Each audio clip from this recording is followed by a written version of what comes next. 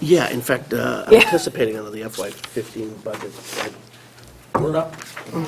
We'll hear from you on that, and we're going to address the schools anyway. Well, okay. Welcome to the Littleton Finance Committee meeting of March 25th. We have a posted proposed agenda, and I'll read that first just to give some introductory comments. Our first up, we have rescheduled from an earlier date. Happy to have join us Charlie Ellis, Littleton's Neshoba Valley Technical High School School Committee representative, here to give us some budget update and I think some capital update as well. Charlie, is that right? All right, we'll look forward to hearing that. I put on as an agenda item facilities assessment update. I know Fred and Alan, you guys have had a few meetings to date so far, and it's been factored into our budget and warrant article proposals, I guess. So if there's any update there, we're going to hear that. Third, the annual town meeting warrant articles. Bonnie and Keith can, I'm sure, help walk us through the list of proposed warrant articles as they stand today. I've also sent out an email to all the departments that I had an email address for. I received responses from a couple. I'll address those at the time. People who couldn't make it tonight, and I think we might have a few folks in the audience who represent departments that may or committees that may want to speak to a given article. Knowing that we're not too far away from, like, even though it's 6 weeks away, not too far away from mailing deadlines, we probably could even entertain making any recommendations if we have enough information on a given article and somebody makes a presentation and all questions are answered. But in any event, we'll take the first run through the warrant articles tonight and see what progress we can make there. FY15 budget updates. Obviously, Assistant Town Administrator, Finance Director Bonnie Halston sent us a memo on before the weekend, and there was some discussion of it last night at the Selectmen's meeting. A lot of it's, it's a budget. Included in that was a budget reconciliation proposal, and there was some specific issues there to the schools that I'm sure we'll want to get into, and I expect we'll be joined by representatives from the school committee tonight. At that time as well, I know that our representatives to the school committee budget process, Brian Tarbox and Chris Hinckley, did attend the budget hearing, and you have some update for us. I'm sure maybe we'll do that before we get into the update from Bonnie and the discussion with whoever shows up. Then if there are any remaining outstanding issues that Bonnie wants to address, we have Finance Director's report. And item 6, again, pressed somewhat by deadline. We have to have make some progress on doing our FinCom's annual report to be sent out to the town meeting attendees, the town voters. I did send out as a starting point that which we used last year for form or content, and I want to get some input from the committee tonight about what we would like to see included and not included, and I'll try and work on a draft on that to be acted on hopefully by our next meeting. What was the mailing deadline? I think you said it was sometime in 14. Okay, fine. We've got a meeting, I think all right. Our next meeting, posted meeting is April 15th, but we'll say the 14th. Okay. For us, the 14th. I think we might even be meeting twice before then, right? The 1st and the 8th of February, of April, rather. So we'll get plenty of time to argue with that one, and we'll probably use all of that time. And then minutes, and I believe we had some amended minutes that Marilyn had sent us, and that's that. Is that fine with everybody? Do we have any other topics you want to? Well, we can't really wedge anything in there unless you can find one of the existing topics to apply it to.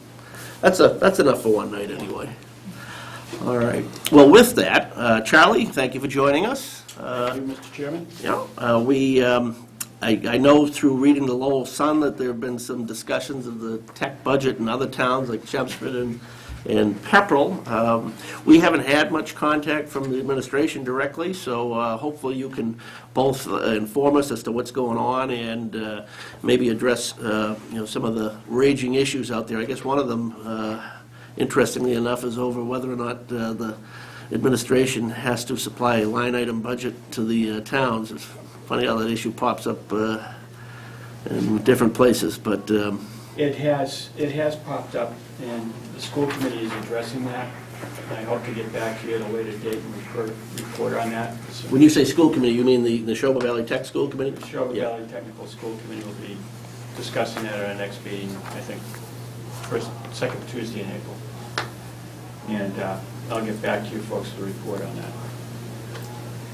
that. One of the things that's happened this year with our budget, especially for the town of Littleton, and when you look at the other towns which have had concerns, Pepperell is struggling terribly with their budget, their town budget. It appears that Chelmsford is struggling with their town budget. And one of the things that's happened up until last year, the school committee had always come in under state minimums, which is what the state says that the vocational school can't This is charge back to the towns. This is the Neshoba Tech School Committee we're talking about, Mike, just so you don't immediately feel you have to. Okay, all right. Right? We're not And picking on you and yet. I'm going to use this as a, and I'm not sure why they did that, because when they would come in under state minimums, they would get hurt on the other side of the coin from the state, because the school was not charging enough for the pupil's cost. And so what would happen is that we would also lose Chapter 70 funds. Well, that slowly has been catching up to us. So last year, there was a slight bump in the budget, which was recognized by FinCom in the town of Littleton. And this year, there's also been a bump, so that we're at the minimum amount allowed by the state to charge back to the towns, and that's helping us stabilize. But the problem is that the tech school is becoming so popular, the towns that are really struggling with it, I mean, Chelmsford has 173 students. Pepperell has 140. Last year, Littleton had 51, we're down to 38. So the assessment to Littleton is obviously less than it was last year, which is you know, a nice thing for the town, but at the same token, those spots that we don't fill are being filled up by other towns. So they're bearing more of the weight than Littleton is. Consequently, the assessment to Littleton is $460,000, and I think that's for 2015. 2014, it was $583,70, so that's a huge drop. I mean, coming back, which is not something the town has to see this year from us. What are you projecting, Bonnie, in the proposed budget? I have the You 534, do. 493 total, plus another 44 in Advantech. Right. 534 plus the net tech. So that's what our assessment is to the town of Littleton, which is quite reasonable at this Right. point in time. The other thing that I wanted to bring before the committee this evening, we were able to get on the fast track with MSBA, Massachusetts School Building Authority, because we need to replace a section of our roof. We've had real problems in the gym area and in the automotive area where we've had some severe leaking. And MSBA picked us up very quickly. Sometimes that happens. They now assign the architect and the project manager. Or at least with us, that's what they did. Is that right? So we didn't have to go out and deal with that. Is that just specific to technical schools? or- I don't know, I think it's across the board, they're changing the way they're doing business. They have a pool that they're actually drawing from now.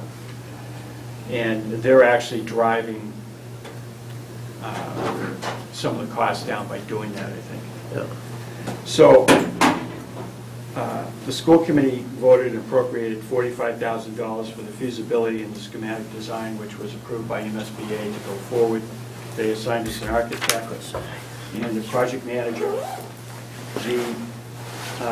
As of yesterday, the new estimated cost is $2,802,362. The cost of the state reimbursement is at 52.26%. For a potential total reimbursement of $1,337,848. So if you think about Littleton, everything is prorated because of the amount of students, and that's how it's billed back to the towns. And correct me if I'm wrong, Bonnie, on this. We're just using an estimate of .045 as the bonding rate for 10 years.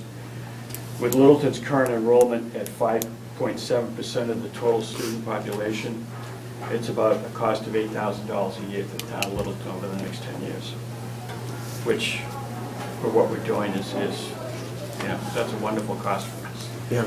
That's the other problem with the towns, is because these costs roll up exponentially as it's a proportion for student participation. So that's why you're seeing some pushback from some of the finance boards, and because of all of a sudden they're getting, and we have no control over student input. We've instituted some pre-screening, we've instituted some pretty tough rules, so now it's almost you apply and you wait to hear. Whereas when I went there, they took every warm body they could get. So things have really changed about how they accept students at the tech school.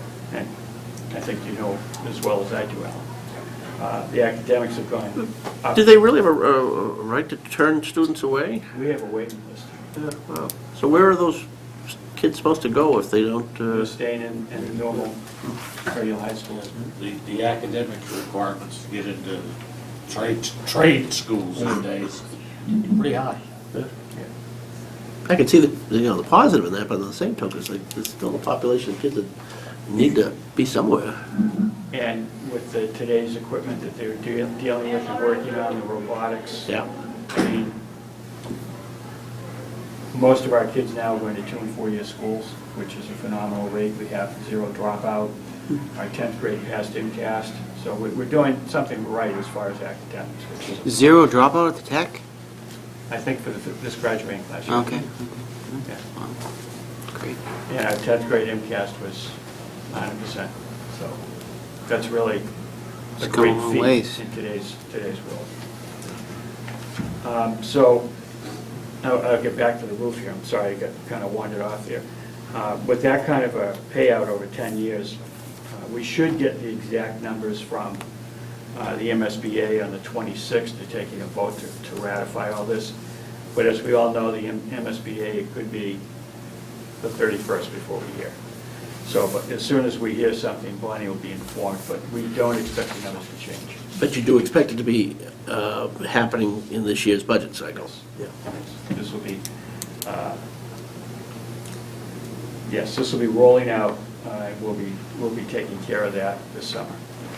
So it will be in this year's budget. All right. In the past, I don't know if it's been annually or not, but Dr. Klipkowitz and others have come here. I don't know if that was just, I can't recall whether it was a specific item or not. Are we going to be getting any updates from the administration or from the school through you directly, or do you know Yes. whether she intends to do any No. road trip? No? I'll Okay. be doing it. Okay. I'll be speaking at town meeting also if there's any questions. Okay. Even though, Littleton doesn't seem to be feeling the impact that some of the other schools in the district do for the reasons you stated, just what you discuss makes me think about the process. Obviously, you folks, representative of the various communities on the school committee, do your school committee job, but there's no real corollary for finance committee overview unless individually the various finance committees are expected to be more involved. Is that one of the topics that's come up? Are they expecting that to happen more at this level, or is there some sort of review on a district level? I think what's Considered. happening is the town of Chelmsford has assigned a FinCom member to be a liaison to the vocational school.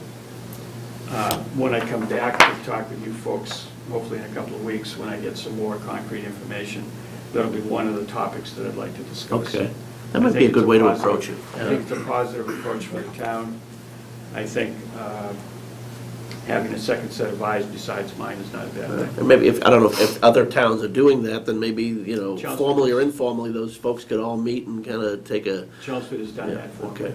Yeah. And I think Bonnie has attended the breakfast that we've had, which we roll out the budget Yeah. and everything else every year, simply because the town of Westford, I think the town meeting is coming up a Saturday, I mean, we have to Wow. be 30 days before that. Right. That really puts a crunch on us Right. trying to get things signed out.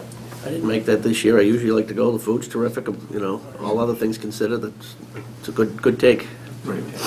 And while our assessment is going down because the population is going down, our cost per student continues to rise, as it does everywhere. Yeah.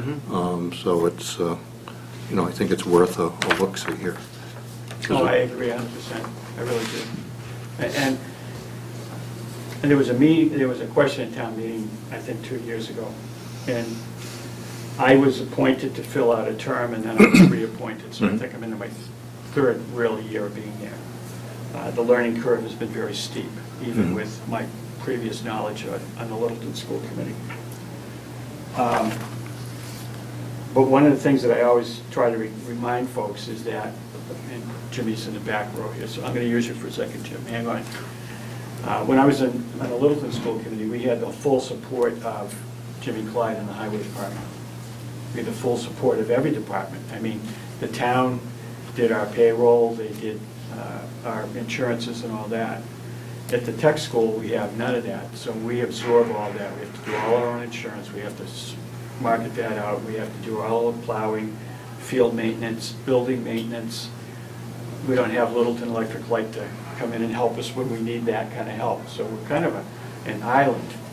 And so, yes, the cost does cost a little bit more, but it's also the equipment that we use. We just had to buy a new paint booth for our auto body. That's a lot of money. It's $160,000 just for the booth. But if we don't do that, then the students aren't certified. To then go and get jobs, They right? can't get jobs. So, I mean, it's a kind of a two-edged sword, but we look at it as trying to be as cost-effective as we can and frugal, but at the same time putting out a product, and that's what it is, a product, that is going to be resourceful and be able to compete in today's society. And most of our students are working, which is, you know, an accomplishment in itself, while they're going to college in the various technical areas that they've worked in.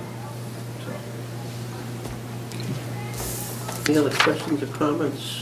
Is there, yeah? Yeah, just on the number of kids, so the 38 kids coming from Littleton, so there was more than 38 that wanted to go to the tech, or that's this year's graduating class? This year or- enrolled. I think last year we had 51, and we're down to 38. But our student population, as of this fall, we're now up to 715 students.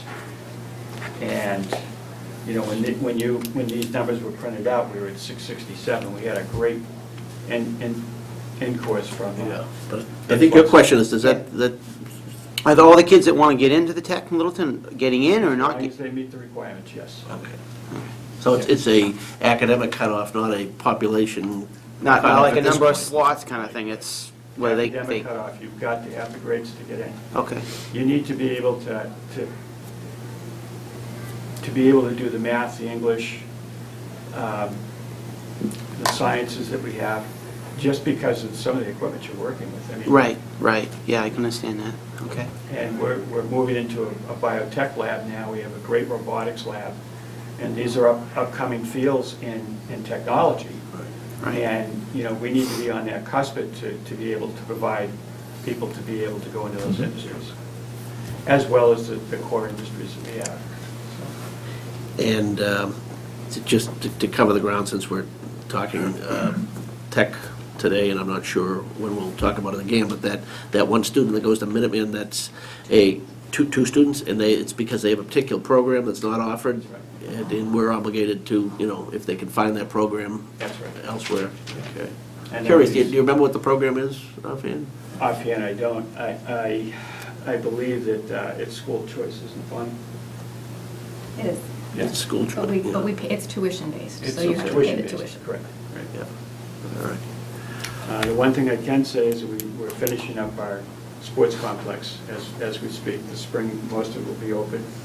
And that was at no cost to the towns because we were able to use the money from AIR because they were tuitioned in. Right. And we were able to use that plus the buy-in funds to finally get the place fixed the way it should. So that was a nice little caveat for all of us. All right. Is there anything you'd like from us tonight, other than when we know you're going to be coming back with an update or sending an update No, to I us? think I'd like to come back at a later date with an update and probably talk about assigning someone to work with me. Okay, great. Thank you, Charlie. Thank you, I appreciate it, folks. Coming in.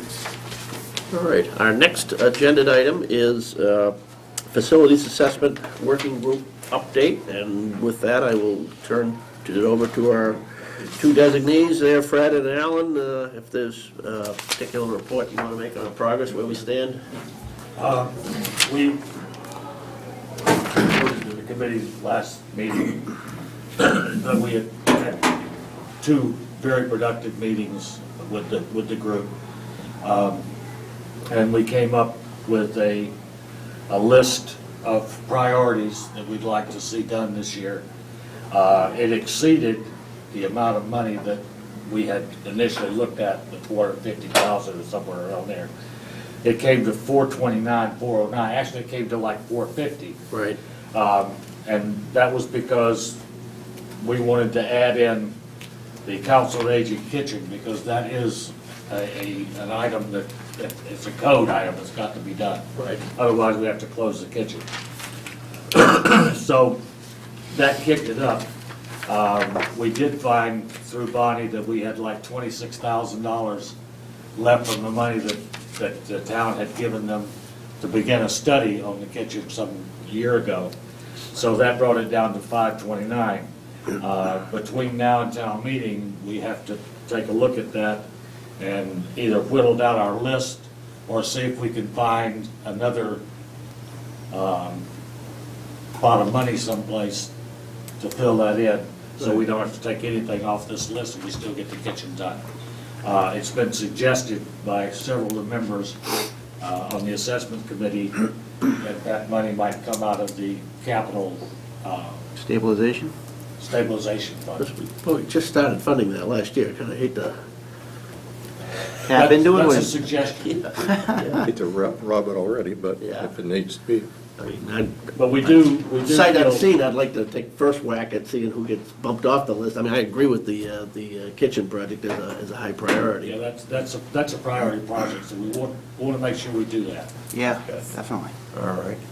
Well, keep us posted, and, good. If there isn't anything further there, then we'll move on to the annual town meeting warrant article review.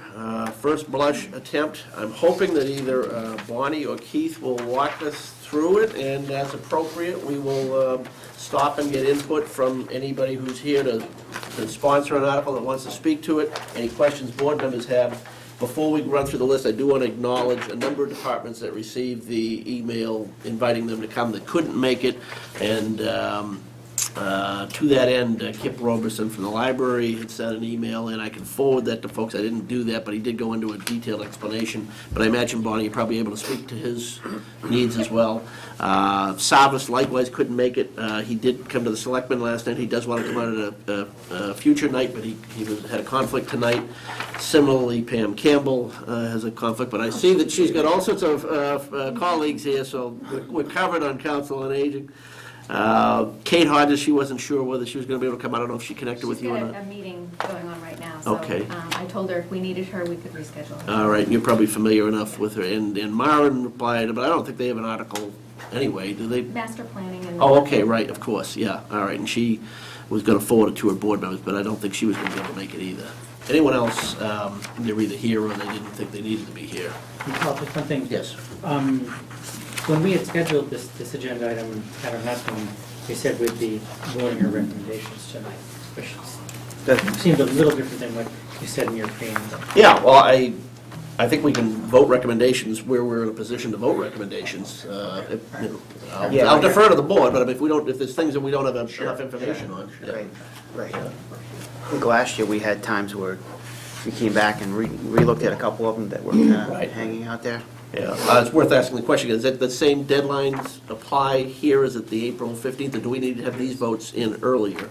If you, The only if you Same want it date, printed in the book. Same date, April 15th. Okay, all right, well, then we've got a couple more whacks at it, but I wouldn't discourage anybody from making recommendations and votes tonight. And if you don't make a recommendation in time, we'll just put the recommendation will be forthcoming at town meeting. Right. So that, Okay. Very good. Then Bonnie, you want to lead us on this? sure. Keith, I just, Does everyone have their town meeting? Well, that's right. warrants? It was passed out. We have it up here anyway. I printed out what you had provided to the board last time. Yeah, yeah. With the timeline and then all of the warrant articles. That's the format as was posted today. Okay. I don't know if it'd be helpful for the room, but I didn't bring a computer, but if we could be showing the warrant. We sure can if Sure. someone knows how to press the Come on up if magic you know how button to to make do it it. happen. If someone Can you has a- Wi-Fi it? If someone has a computer to plug in. I do, I'd have to run upstairs and just get my HMDI. Wait a minute, I've got a Mac to VGA. HMDI or maybe the VGA? We have the plugs. Right. in. I'm not sure if it's- I've got Mac to VGA.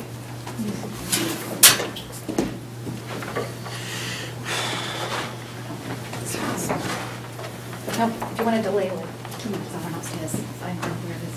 Okay. Let's see. Just, since we got a minute, just the, Keith, just the order of things. I see the supermajority items are 17 through 20. Yes.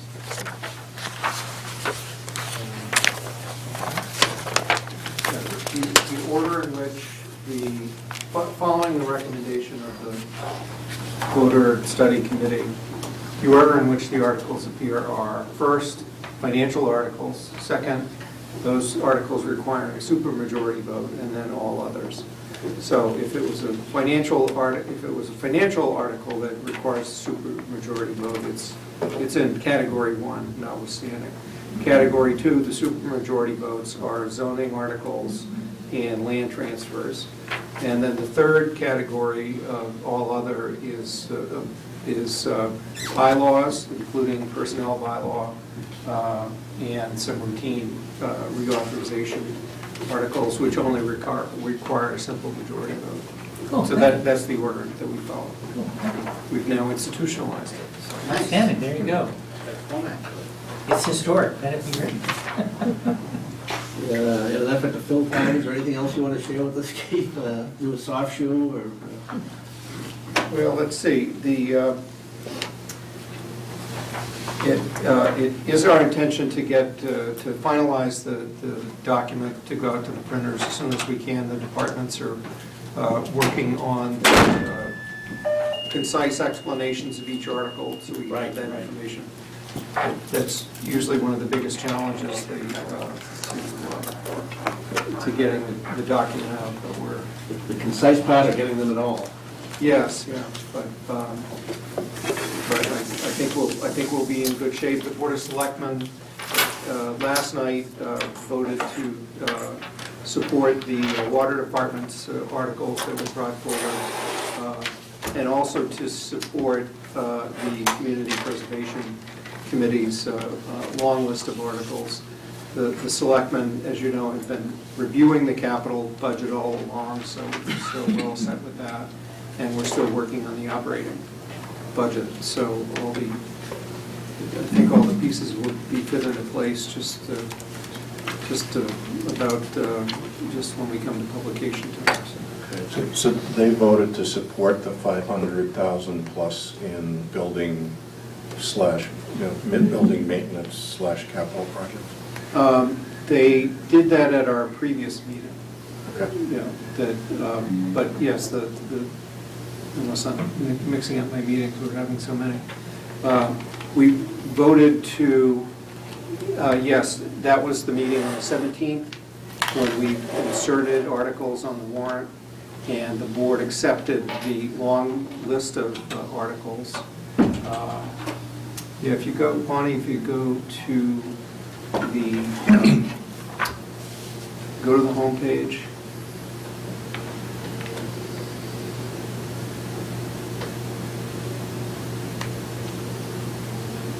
Okay.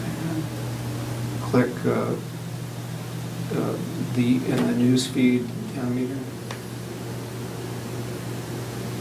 And then more information at the end, I think it's.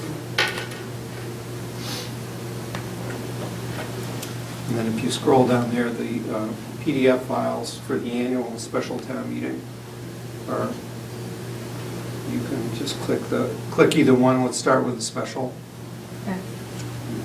if that's all right. Yeah. Sure. Because we're going to go over it real quickly, because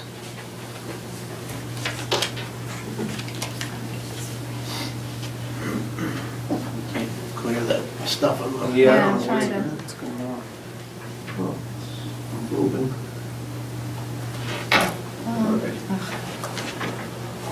Okay, so Keith, are you going to be narrating this, or? I will, and I will defer to Bonnie often, but in fact, Articles 1 and 2 were ones that.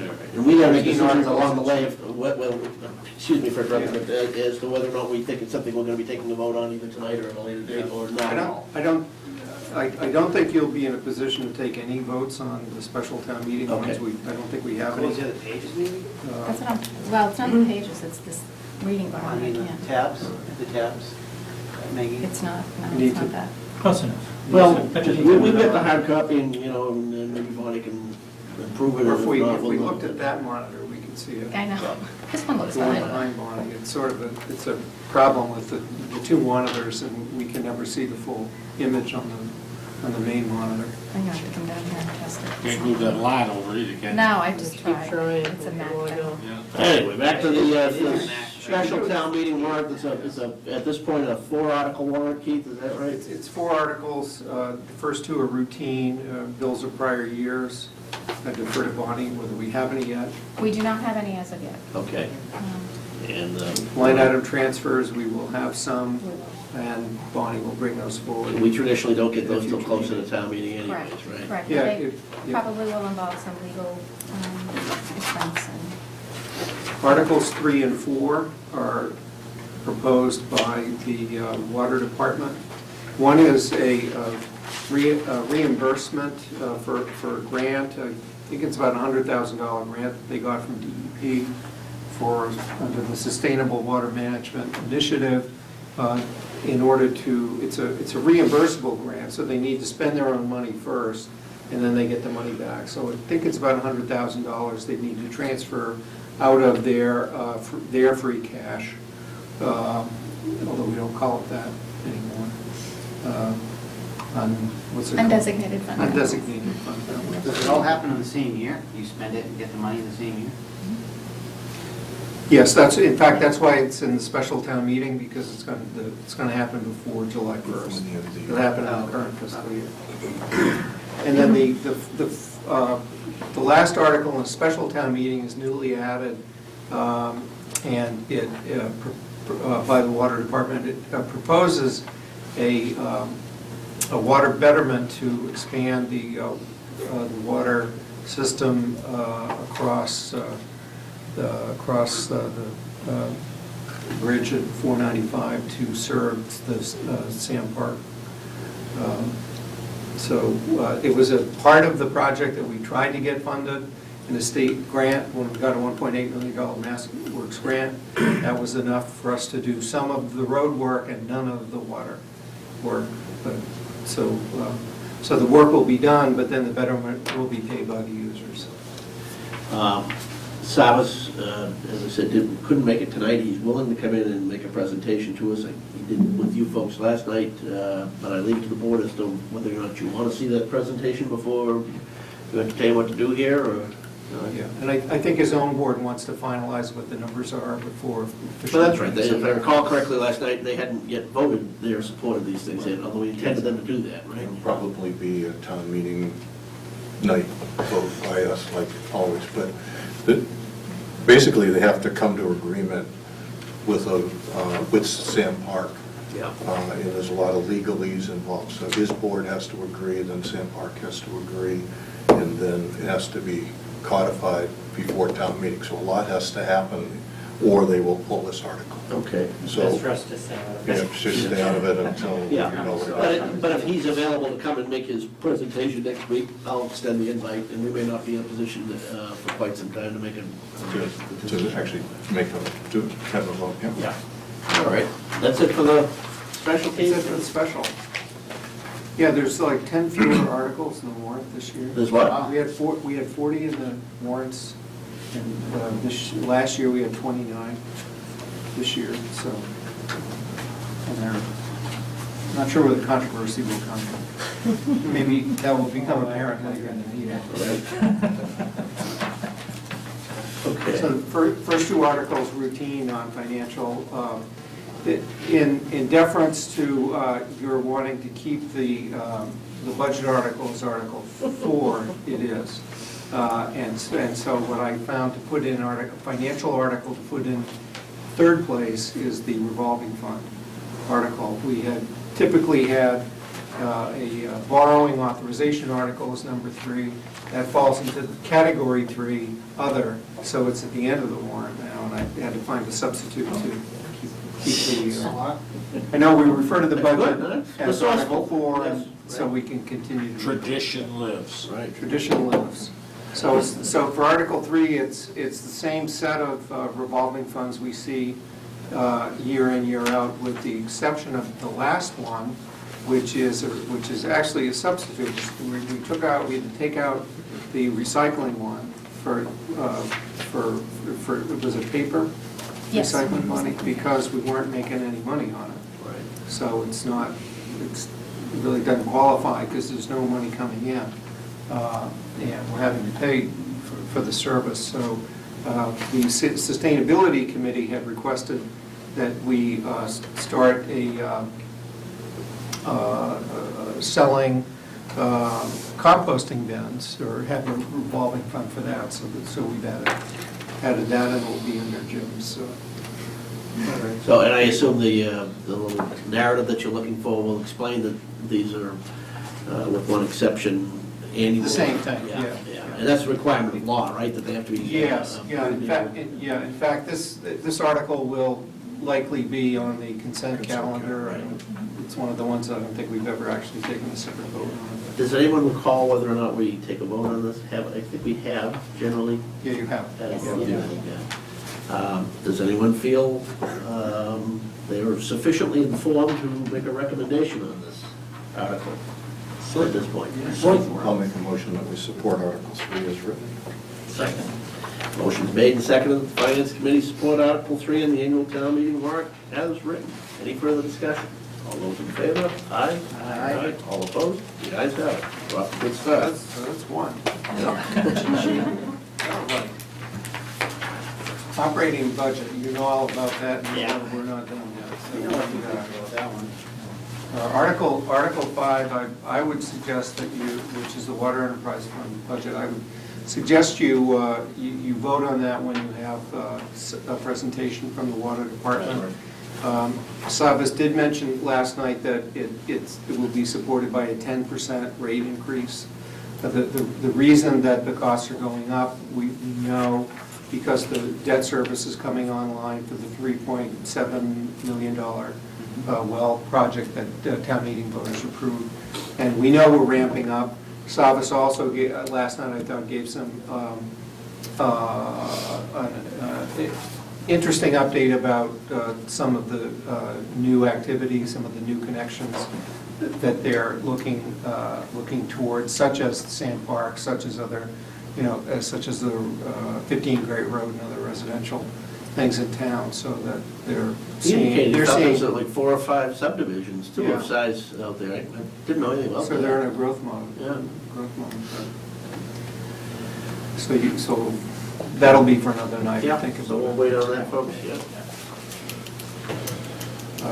Park and Rec Enterprise Fund budget is the next one. And if you don't have Park and Rec here, I suggest that you not vote until they're. Does this make an assumption on the issue and dispute? Is there a Subsidy or whatever we're talking about? This is a level staffing budget. So it does not increase the general fund subsidy as we currently fund it. So The only addition to it is that there are two capital items, one for equipment and one for improvements, that seem to have some general support from the Finance Committee when they first discussed it. Right. So that would be in addition This is to for stuff it. at the beach and that This sort is of thing? the playground equipment at the beach, the general maintenance of the facilities, and the boathouse repairs that need to be done. So that totals 42,000 in those two line items there. But as you say, in this context anyways, assuming a level Level staffing, so no budget, increase to the general fund. and the whole issue about the subsidy is really moot here, or? It would be, I mean, obviously they would prefer to have, Right. an increased general fund subsidy, but for this presentation, it's level with what we are right now. But just for clarity, I mean, it's 144, and that still seems, check my math, but I mean, when last year brought me in like 35, and so. There's I'd a still- lot of discussion about- So I'd still call 144 higher than 35. There's a lot of discussion about, the general fund subsidy and what is it really made up of. Just The benefits? 40, yes, it's benefits, it's health insurance, it's indirect costs like Medicare, direct costs like Medicare, and indirect costs like payroll costs and insurance, things that you don't normally see as part of their park and rec budget, but they are general fund The supplies. difference So being it's now an enterprise fund and it didn't used to appear. It doesn't come up like that. Now all costs have to be in here, right? Correct. Yeah.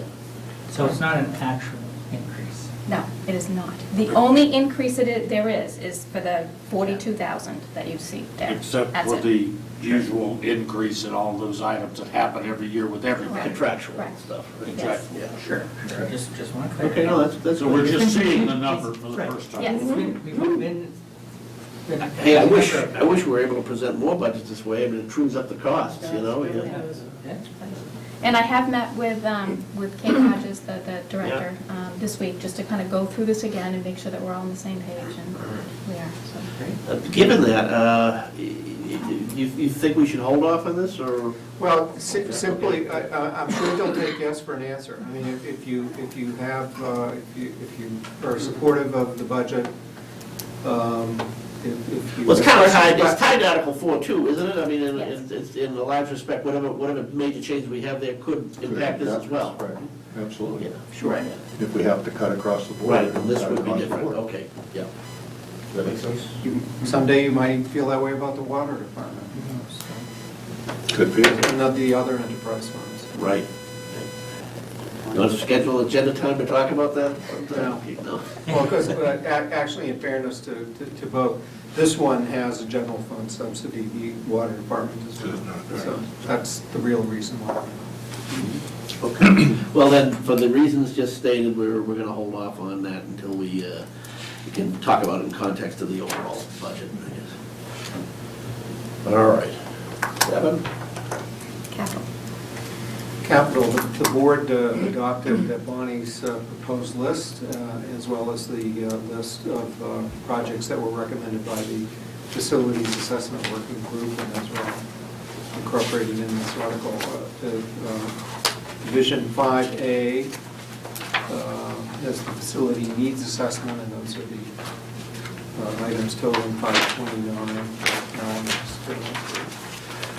Does any member want to go through by department just to see if there's specific questions? Because I know you have representatives from, police, fire, schools, highway, they're all here.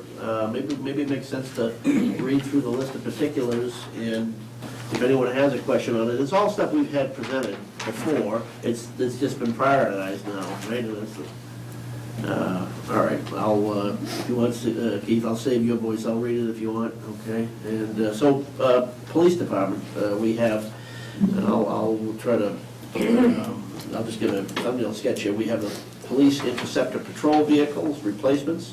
We have the police interceptor unmarked vehicles as a replacement. We have the police vehicle maintenance, and we have the police public safety radio maintenance.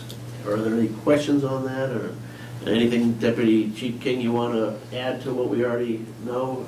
No, I mean, I think we covered it back at the Super Saturday there, Yeah. but, It has a name now? Well, it's better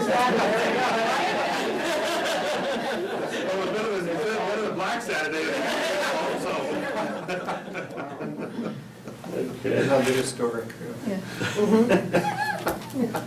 All right, if not, we'll move on to the fire department. Chief Wazinski's here as well. We have the fire major equipment repair.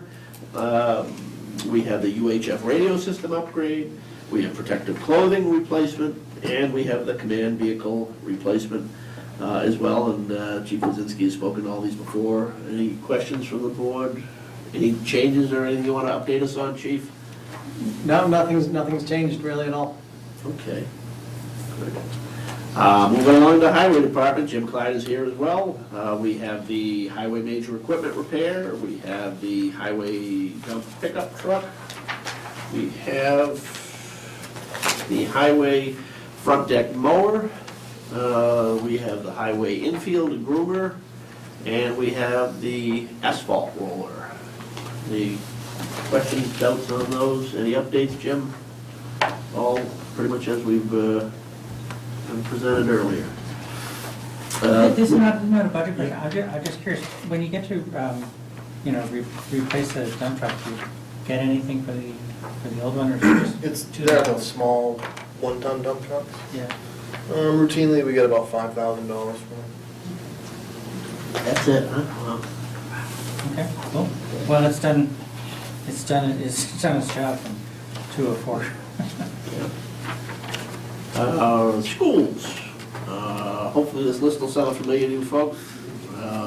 We have the school iPads and carts, technology computer replacements.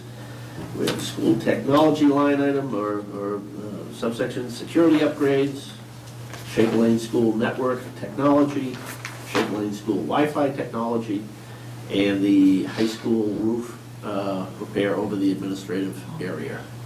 Any questions on these items? We were presented that in details. Any updates or changes from the school, Mike? Nope. Okay, good. All right, and from facilities, and let's see, does that fall with Steve Moore here? Is that his bailiwick, or you cover that? Basically. Or Keith?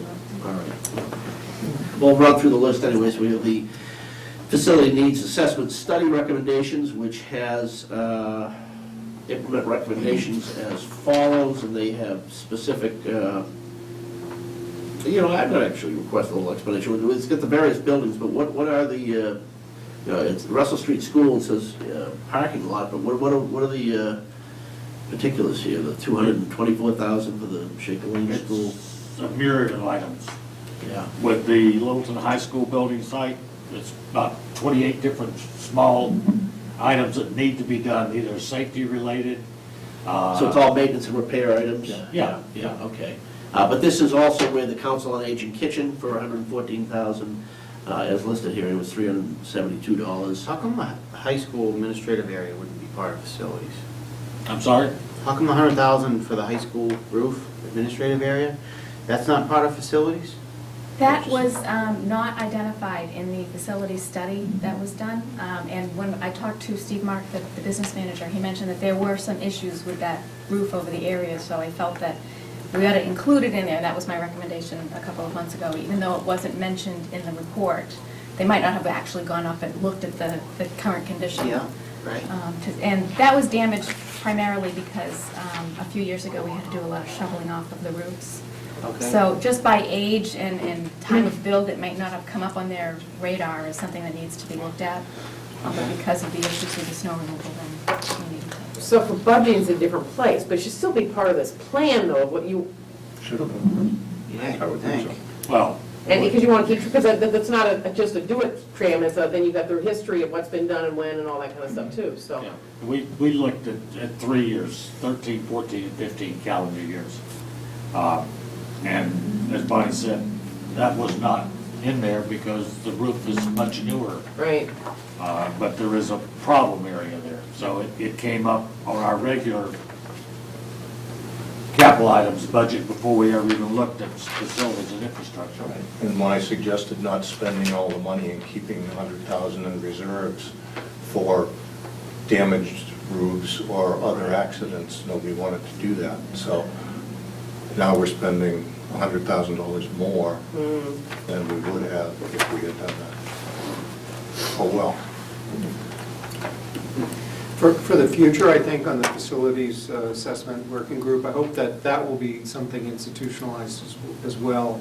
Thought it was very helpful to have a group with representation from this board, the Selectmen School Committee, and the PMEC to essentially sift through millions of dollars worth of requests. Right. And some that were not even on that list. I mean, that even though there were $2 million worth of requests for which Bonnie allotted us $450,000. Needs that didn't have applicants. That we even reached over and saw, well, you've got the COA diner, kitchen issues, which weren't on the facilities list, although it was on the PMBC's radar screen, certainly. The other thing about the facilities is we have the detailed facility plans for not all of our buildings, for the first phase, that it was a limited number of buildings. We don't have one for, the police station. Or Jimmy's area, right? No, they specifically took that off, I think, because of. We have the police station, but we don't have the highway. That's right, yeah. But it's an incomplete list of Right. facilities. The point is, it's an incomplete list of facilities that we have the studies on.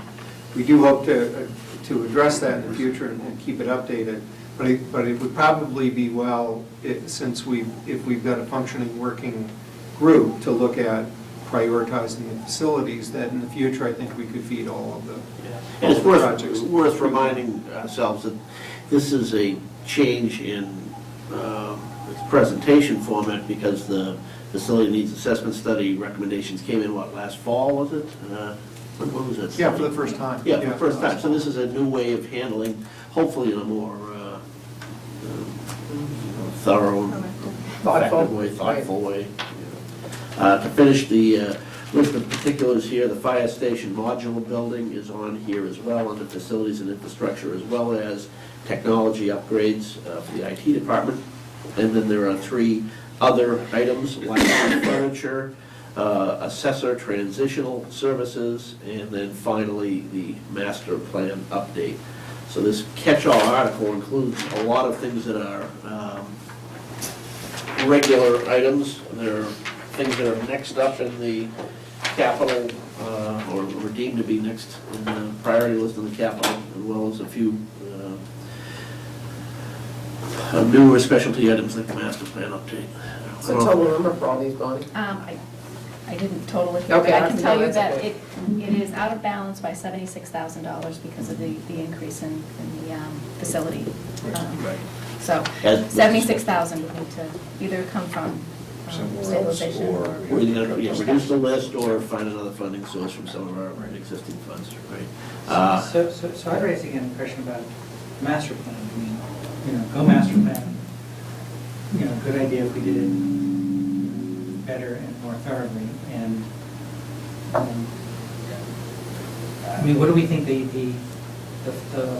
master plan is actually going to cost? I mean, $100,000 seems like an awfully round kind of number. That is a holding place that I think that was put in there. We're thinking that the actual cost will be probably $200,000 or Yes, north of that. couple years, So paying we for Yeah, have to. if you hire a private consultant, it could be $250,000. And if we have, for information's sake, there's a cost estimate from our regional planning agency, which could do it for about $150,000. But we need to have but the next step that we've identified and discussed with the planning board is to establish a steering committee, appoint and establish a steering committee to update the master plan, and then to have them run with what's the scope of services, put together an RFP, and then to, try to go forward. How much progress will we make on that between now and town meeting? Not much, because it's going to be time consuming. It could be that this is the down payment on updating the master plan. That's more or less the And then- presumption here, And then isn't we it? need to be thinking about coming back for additional funding in the future. But And so I want to, this is the last time I'll float this notion, but I want to float the notion that maybe we hold off and we bring the article for the full amount, when we know the full amount. We know town meeting doesn't, I don't want to say bait and switch, but we know town meeting doesn't like to be presented with one cost and then be told, oh, here's another cost. When we did the master plan last time around, 15 years ago, we funded it, I think, in like 4 years, exactly this model, putting it away. I think what needs to be changed perhaps here is the language on it, reflect that this is, an installment toward a figure. I don't know how that language can reflect it, but at least should be explained as such. When we, as I said, we did the master plan before, I think we put away $25,000 a year for 4 years, and came up at that time with $100,000, so. I'm just cognizant that we're running a deficit, and we have, an item where we're going to be putting together a steering committee to decide what the cost is. Just put that together with the fact that we're running a deficit. Perhaps this is premature.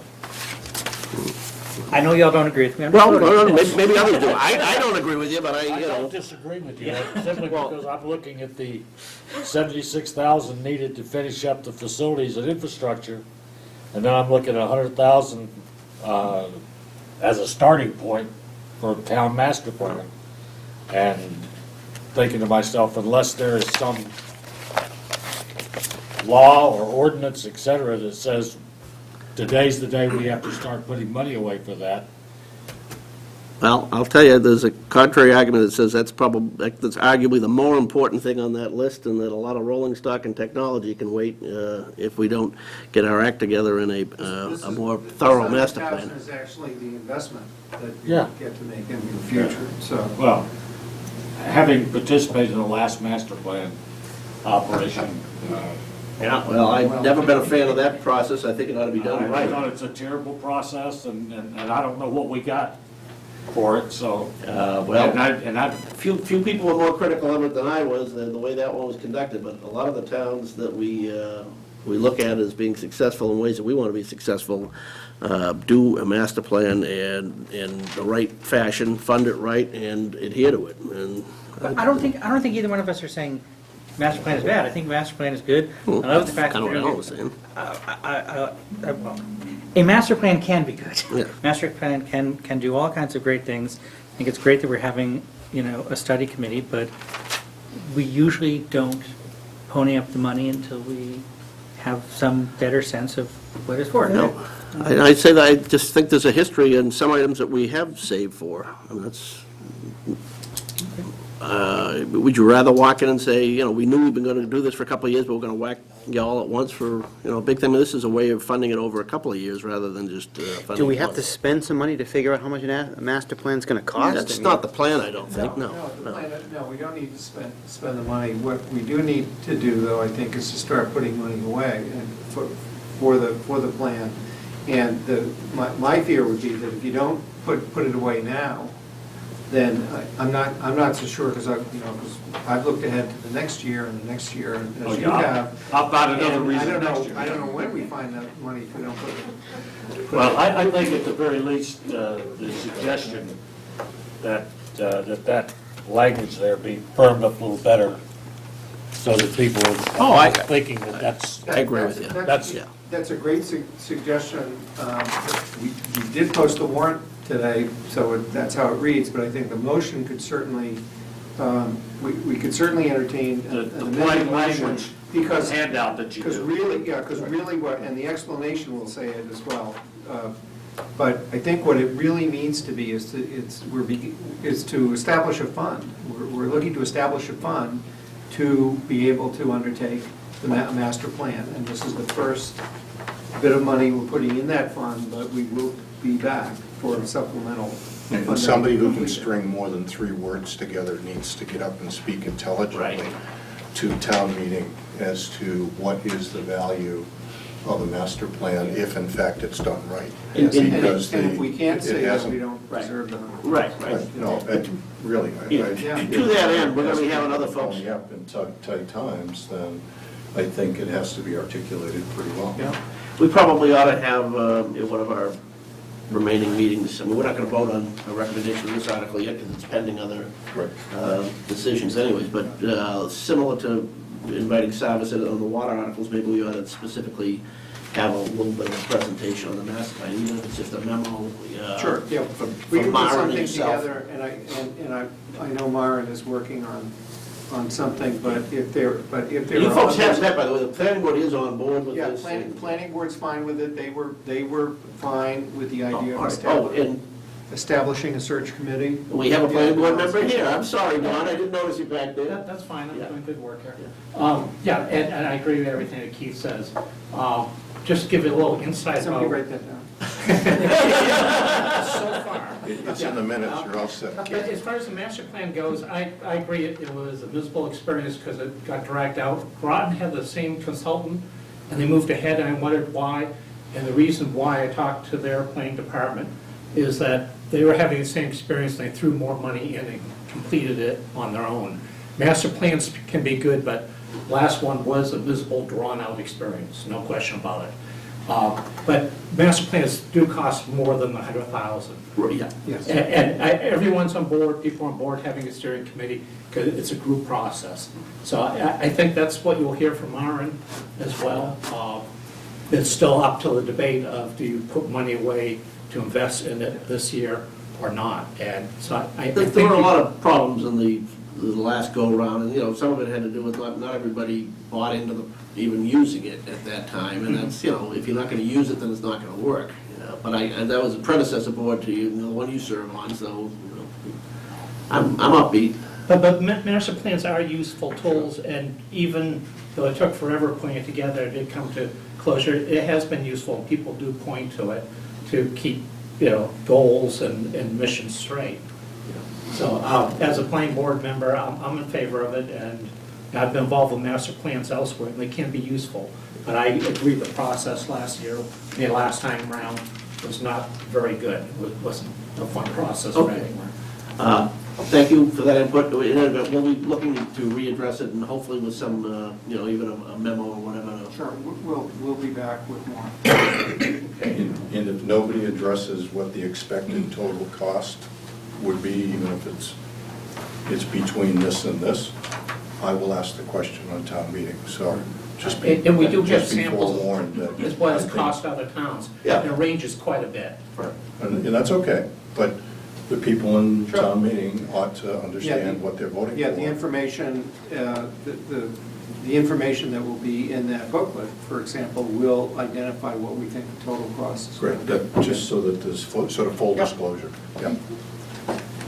Okay, anything further on Article 7, other than the understanding that we're gonna have to revisit that If I article? could, please, Bob. Oh, I'm sorry, yes. If we go back to that list, I first have a question. Is this in priority order? I understand that they were making decisions based on what were the highest priorities. Is this the priority order, 1 to 7? I will let somebody else address that. No. No. Well, the fact that you appear lower on the list, we're in trouble with this. Right, no. That's a great question, Bob, but, You know what I'd like to be at the top yes, priority? yes. No, that is not priority order, Bob. These are the priority from the greater list of. Right, of- exactly. yeah. Okay. Right, and Then you're, the comment I would make from the Council of Aging is only that everybody needs to realize that that number is not, it's something we've been working at for about 4 years now. Right. And it is not a thing that we're just doing for cosmetics. It is an actual code violation. Right. And at this point, the town is running at least 5 major dinners of 100 or more people. Through the Council of Aging, they are running a regular program 5 days a week from 10 to 40 people, feeding them in the kitchen and doing all of the Meals on Wheels, equipment and so forth for the people who are out in their homes. It is a vital part of the responsibility of the Council on Aging to the elder citizens and to others. And so it needed to be taken care of, and we've seen it grow from what we thought was going to be a $40,000 project to a $143,000 project, because as they got into it, they found these things that were code violations. So it really needs to be a top priority.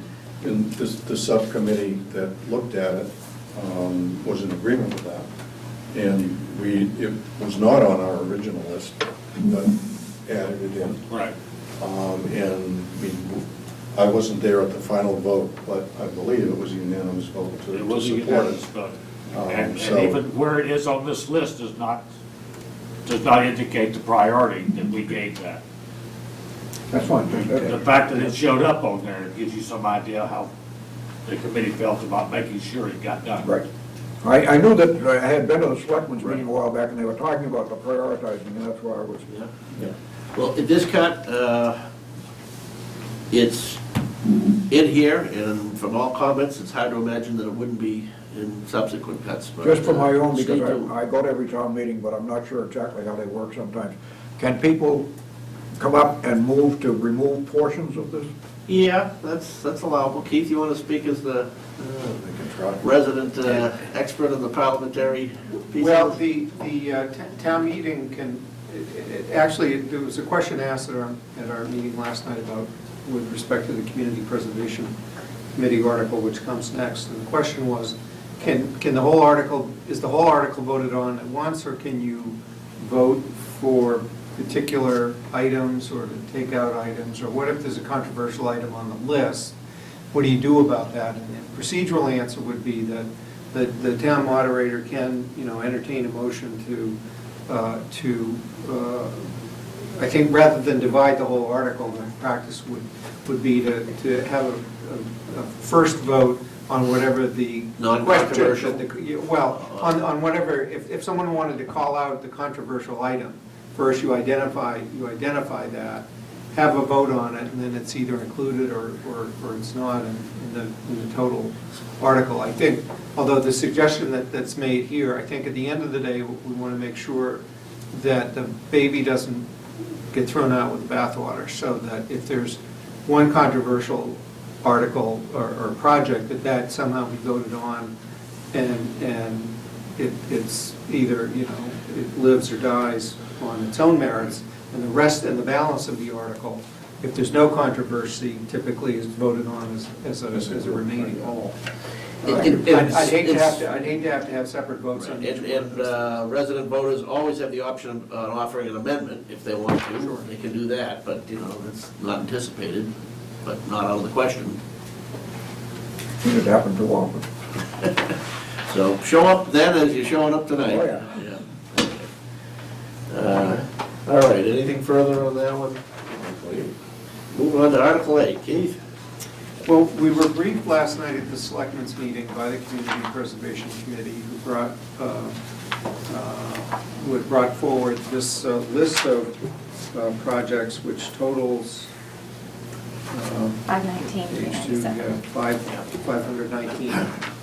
$519,000, which almost just about taps out their fund balance, Bonnie. Yes, it will leave them with just under $60,000, with the biggest bucket being $53,000 in community housing. So there's a lot of projects that are all, either for housing or recreation, open space, or historic resources. I guess the good news is that there's a lot of demand for community preservation funds. The other thing that's going on, as you may recall from last November, the voters approved adopting the amended Community Preservation Act, which would allow us to vote to transfer our own local funds into the Community Preservation Fund to expand the base for state matching funds. Accepting the amended CPA is a two-step process. Step one was last November at town meeting to adopt the statute. Step two will be on Saturday, May 10th, the annual town election, when there will be a binding ballot question on accepting that statute. CPA adoption always involves a ballot question. We've had two of them already that have passed. Initially to adopt the CPA, first time out just for residential property. And last May, a ballot question that adopted the CPA, expanded the CPA to also include commercial and industrial. So now we will have a third ballot question, which will vote to accept the amended language of the CPA that allows you to increase the base for state matching funds with your own money. So the plan would be that if that ballot question passes on May 10th, then by this, say, November, when we have a special town meeting, at that time, the town can begin to put money from other sources into the Community Preservation Fund. And just so you know, some of the things that are on the radar screen, cell tower funds, we've been talking about, and we'll need to have a policy decision because the cell tower funds, which are typically used for open space, if you first put them in the Community Preservation Fund, then you can get, at current dollar, the current reimbursement rate might be around 25 cents or something. It's been as high as 52. More likely, it might be around 30 cents or something like that. 30 cents on the dollar is a pretty good return on your investment. So it's well to figure out what money you can put in that fund. Other things that we've identified, post-community agreement funds. We've got two pots that are earmarked. The host community agreement that was signed for the Reed Meadow, which will ultimately give us about $60,000 in funds.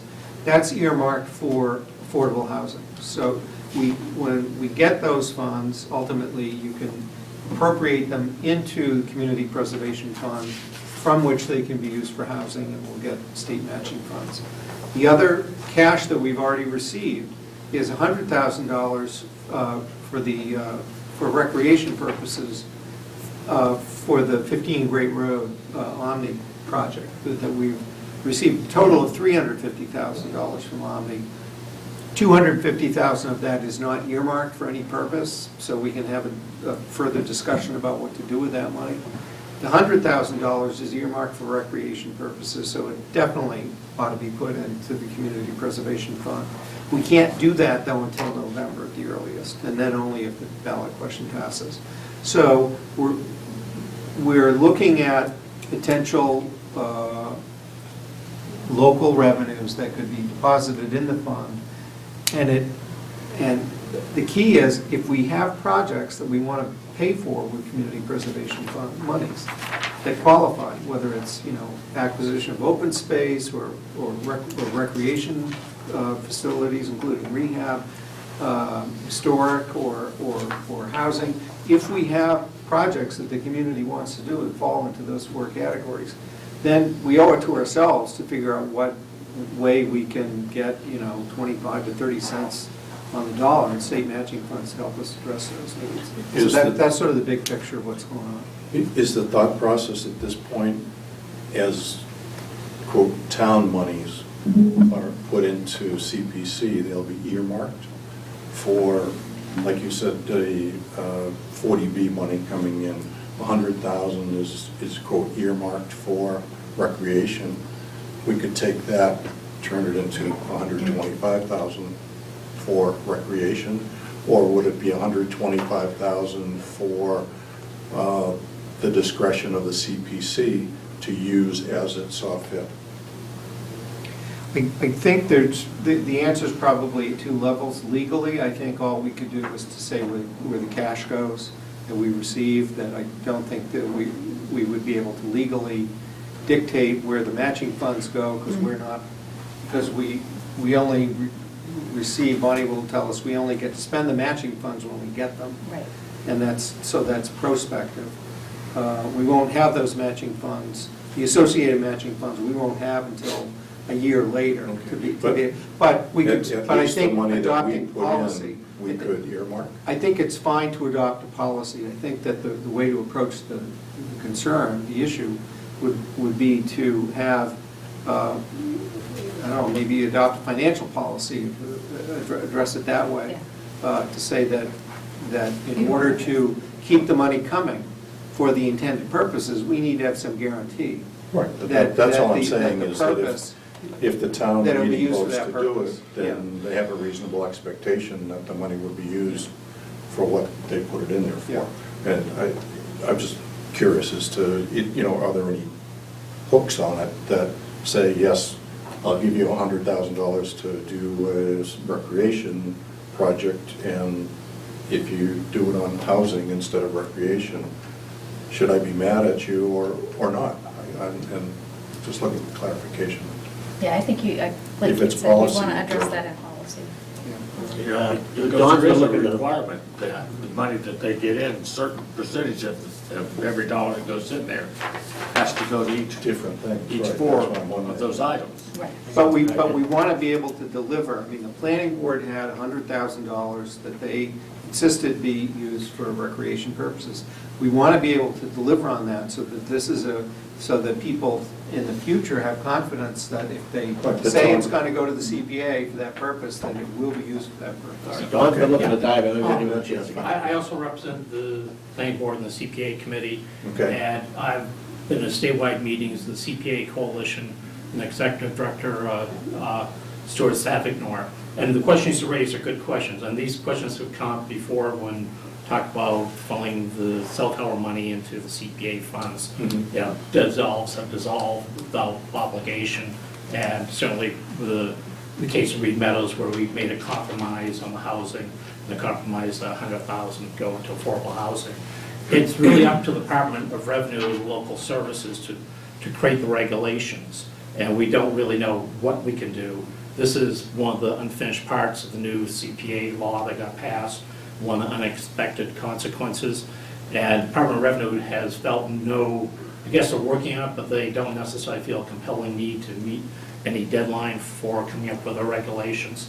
So we have to see what that is. But what you raise are questions that we all have, and maybe matter of how we do it. But we have to wait at least for the Department of Revenue to come up with the regulations to see what the landscape is.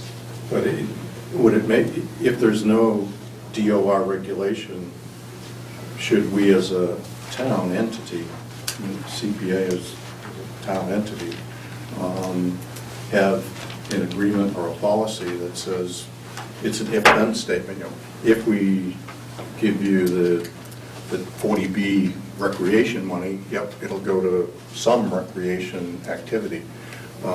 So at least there's I don't know whether it's a Yeah, gentleman's although when you agreement start or with a the state policy program, or a financial policy. we have to determine whether or not we even have the authority to impose regulations of our own on a state matching program. Good ideas, Yeah. but we have to wait. I think the key would be here, I don't see it, and keep in mind that the town meeting can only spend CPA funds on the recommendation of the Community Preservation Committee. So it will be important for that committee to, they will end up being the guarantor of whatever the rest of us are out there selling in the community. Then if we're saying, please put your money in the CPA fund so we can get state matching funds, it better well be for the purpose that we want it to be have spent for, identified. right. I think the way we achieve that, though, is by having CPA adopt a policy that we have worked with them on drafting, and then that will be a Okay. policy, not only a financial policy that the FinCom and Selectmen could adopt, but it'll also be a policy that the Community Preservation Committee can Would be adopt, since comfortable, they're the sure. ones who's standing for town meeting. Okay. But it's in our mutual best interest to be able to address, we've got a lot of CPA qualifying needs in the community. It's in our mutual best interest to be working together to help find ways to increase the base for state matching funds to better be able to meet them. But the more immediate question I have is that this list of particular expenditures, I think this is the first time we've had this, right? And I believe we didn't have any response at the November, although we invited the CPC to participate in our budget session last November, and I don't believe they showed up last year. We've got no response. So if the greatest suggestion is put more money there because we have more control over, well, we've had less oversight. I don't think we've had any background material in any of these proposed expenditures, and we haven't had any participation from CPC in the past 2 years that we've tried to incorporate you guys into our budget review process. So, you know, Don? Yeah, actually, I would like to say I wasn't really here because I wanted to influence this, but there was going to be a CPA meeting that got canceled, so I came downstairs. But I can't, and, you know, this is what you knew you were going to be reviewing the warrant articles, so I Right. figured, okay, I'd be here.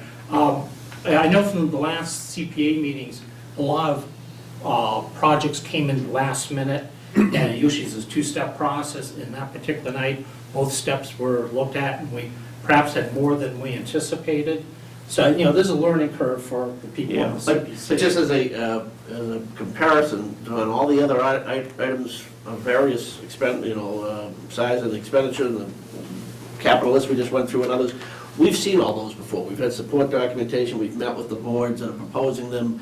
It's not, first time through. And now we're seeing a list here of, I don't know, about 10 expenditures, and there's no support for them, and it's hard to know what they...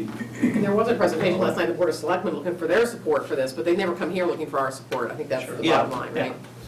But I'd be willing to address what you have questions for. I know it's not an ideal Well, situation. would the CPC submit a memo just explaining what all these expenditures are?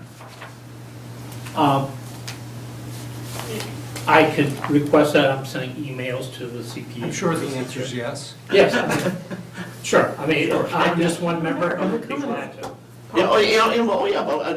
Following past practice, we get a memo and they would invite you in to meet with us. But I mean, just saying, here's the list, any questions? Well, So, could you explain to me your timeframe? Because you did say you didn't have we have to. meetings on April 1st and April 8th scheduled. I'd be happy to, if we had the memo in, on say, the Friday before, we can distribute an email to this membership so that, we can Okay. meet on either one of those dates. Sure, and I'll say yes for the committee on one, Okay. and I'll pass it on, and we'll do it.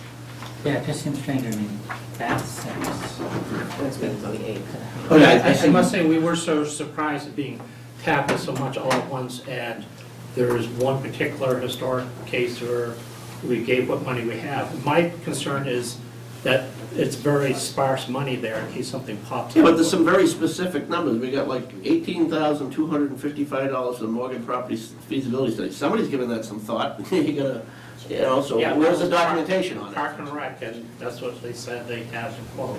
Okay. They might want to check in with the Attorney General's office. The state gave us about $1 million of funding to put a conservation restriction on that, and that was signed as an illegal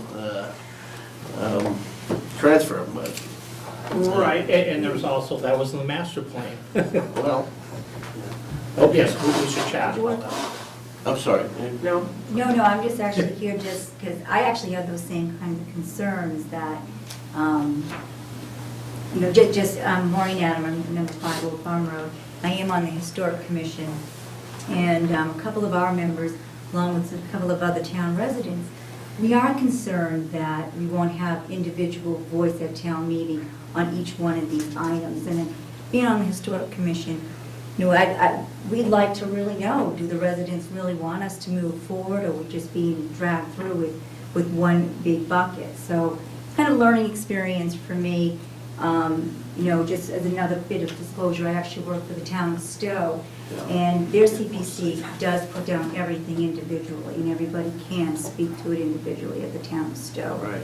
So, just kind of just learning processes, and it does sound like in last night's meeting, that the moderator can go ahead and, take that kind of request from somebody. But to your point, it could be presented that way in the first place. Yeah, it's an option, and I did talk to Mitt about it. He wasn't really positive. I'm not sure if it was Mitt or Bart last night, one of the two. But anyways, just here to figure it out. But thanks, Betsy. And my understanding is that you can't go more than the recommendation, but someone can certainly reduce the amount that's recommended. You can spend less, but not more, which sort of makes sense. Okay, well, that's helpful information too, but I think the first point is, I think we'd appreciate a explanatory email or memo, which could even go to the selectmen and CC us on it, and when we're in receipt of it, we can we'll get you in either on the 1st or the 8th for discussion. Great. Sure. Oh, you weren't on the committee when CPC was born. Yep. But we used to have a member of this board. Right. That was a member of the CPC. Up until a couple of years ago, it was... And it was always understood, just like Don said, I represent so-and-so there. He used to represent us. And when that member went away and we said, well, we'll put somebody else there, we were told, no, they don't represent anybody, the selectmen just select them. So- I think you actually do have a strong representation regardless of what the Board of Selectmen say. And you should have that person, that doesn't have to be a member of your board, but someone who reports to you. Well, that maybe something structurally along those lines can be worked out, but just a simple communication is a good start. And just, send us some information and we can take it from there. So we'll clarify that, too. Right. Okay. Move on to Article 9. Article 9 is the stabilization fund appropriation. This will be set once we finalize the budget. It's based on the 5% requirement, so there will be an appropriation amount, but it will be set once we finalize the budget. Article 10 is also the same type of fiscal policy. Once we finalize the capital plan, we must do an appropriation of at least 1%, it can be higher, into the capital stabilization fund. So based on, the $1.4 million-ish that we're looking at, it'd be about $14,000. So the policy in capital stabilization only requires that you put 1% in, but it doesn't require any minimum And no balance no or minimum balance, no. right.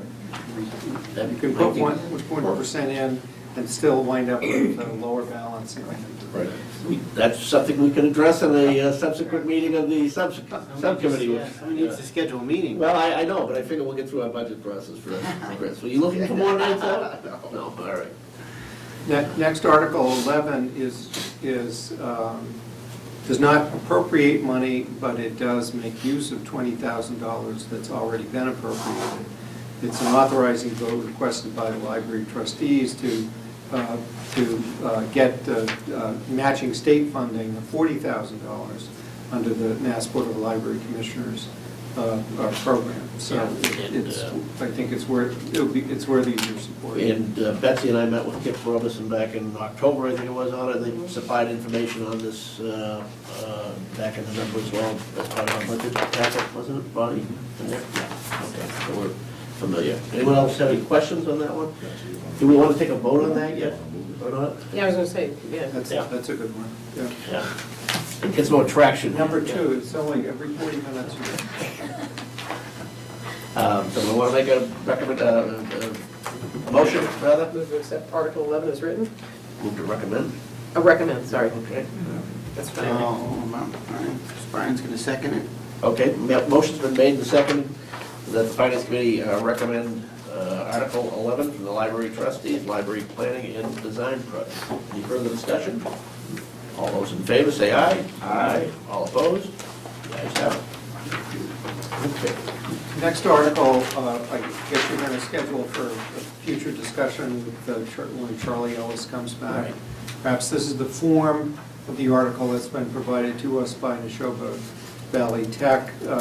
This article would need to be passed, I guess, by all of the district towns in order to authorize the tech district to do the borrowing. And then that would be the act which then authorizes the tech to tack on the $8,000 on it. And have you folks received documentation that kind of details what Charlie had said earlier in terms of, you say yes? Yes, I've looked at the debt service allocations and confirmed that it would be, based on the current rates and the current student enrollment, it would be under 10,000.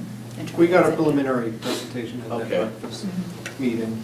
But that could change year to year too, based on. It's based on enrollment.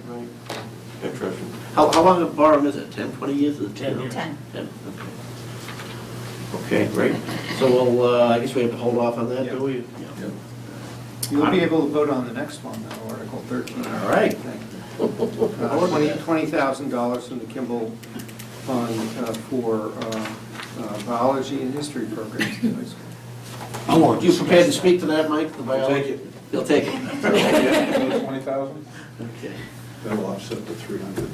Right, yeah, can we factor that into Pretty negotiations? sure State Parks already got that one built in there somewhere. This is some cost. Okay, I'll entertain a motion, please. I vote to recommend Article 13 as written. Second. Okay, motion's made and seconded. The Finance Committee recommended Article 13, Kimball Trust grant funds transfer. Any further discussion? All those in favor, say aye. Aye. All opposed? The ayes have it. All right, Article 14. Article 14 we are again asking for the sum of $55,000 for the senior work program. And we had increased it from 50 to 55,000 last year. We're going to keep it at 55 this year. I will say that what we've been doing is we've been using more of the money that's available. When it was at 50 a couple of years ago, we actually had only been actually using about 43 or 44, and the reason for that is because what they do is when they have the number of applicants for the program, you'd assume that they all would do the maximum number of hours and divide up the finite pot of money, and there was inevitably some kind of erosion. People didn't do all their hours, some people dropped out. So Pamela Campbell looked back at what our trends had been over the last 3 years, and basically we agreed that she should oversubscribe and have like 102% of whatever the base the way you're going to divide up the money on 102% of the 55,000, and we're coming much closer. We're to actually using all of the money, because we do have people that don't, that they sign up but they don't complete the hours, and that just, it happens every year. So, but we think 55,000. We haven't used that much money yet, but we want to. So we want to. What was keep that as a goal. what was the appropriation last year? 55. 55, Yeah. 55, yeah. For this Cool. year. Yeah. Yep. Just a comment that this is a win-win situation because everything that is done for the town, and therefore we don't have to have $11 employees, and we can have at this point $8 employees. It might go up to 10.5, but at this point it's $8 an hour, and they are doing a lot of the work in the town. They're filing for the clerks. They're doing. Wasn't too long ago, we had someone from that program being our, our clerical support, Bob Morse, right? Wasn't that Right. part of it? Move Article 14, do we recommend Article 14, senior work program? Second.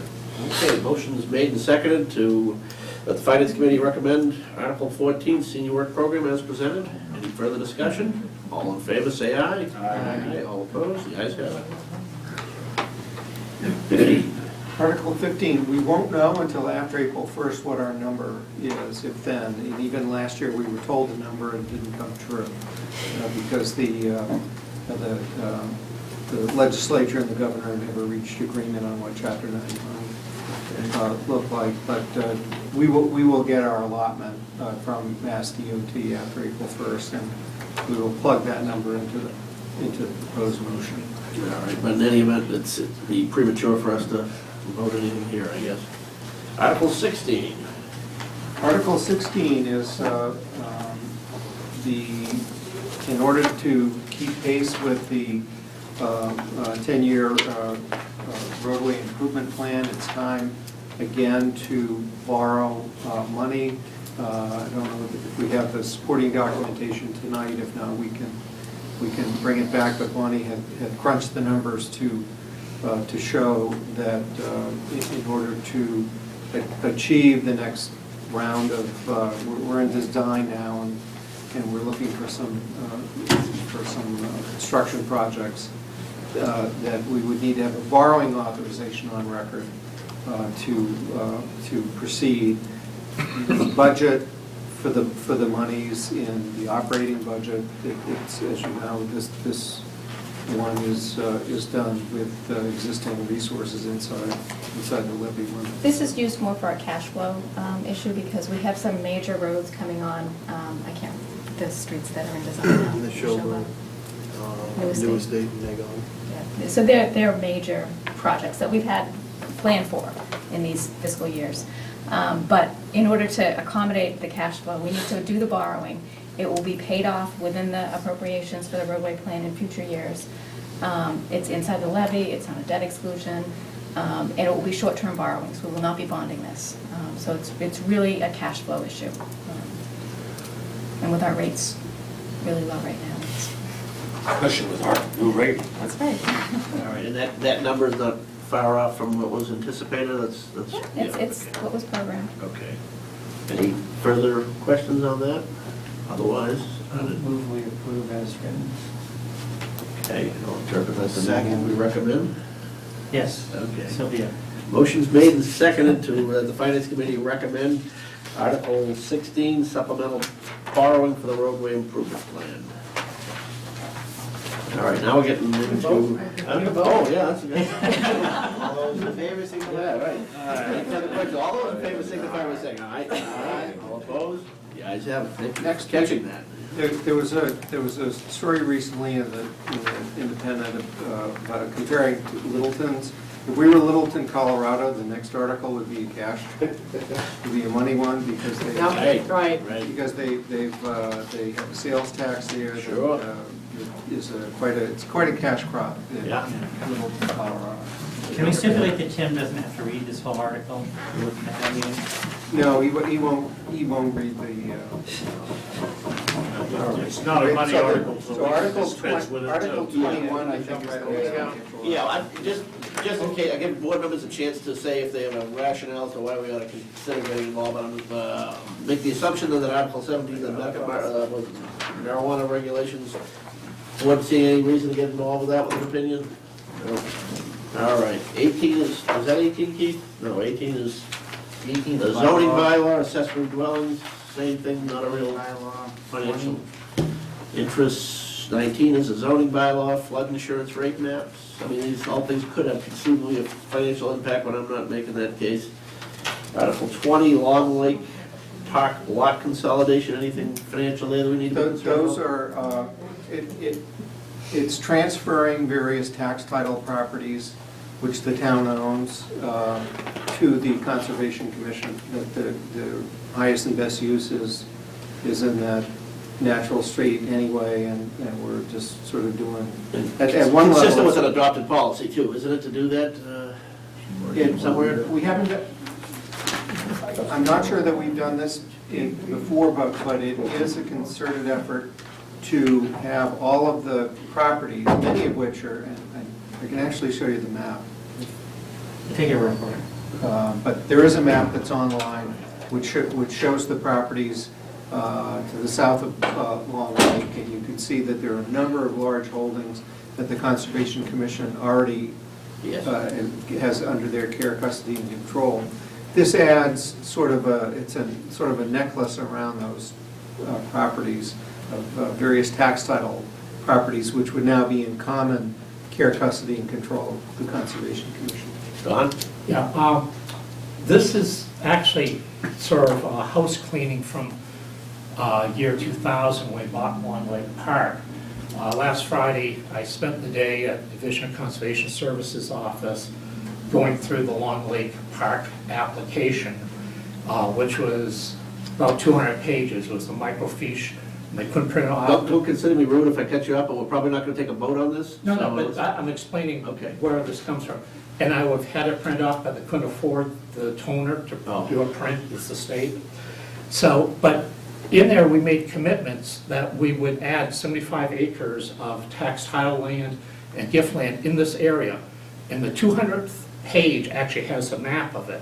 So this is nothing different from that. It is really house cleaning. We made the commitment in 2000, and we've signed documents, and we got a good chunk of money for that thing. And that was the intent in 2000. It just was never carried through by either the selectmen or the Conservation Commission. Okay, thank you for that information, Don. Article 21, Keith, or Bonnie? This is a routine borrowing authorization article, which I think you routinely voted to recommend. We do, okay, yeah. We haven't had to actually execute this since we went to quarterly collections, but it's just a good practice. It's a good thing to have. And it is an article that we generally vote on, so. I'll second your motion. All right, motion's made and seconded down there that the Finance Committee recommend Article 21, borrowing authorization for the town treasurer. I don't know, wait, because people just start grunting and know what it means.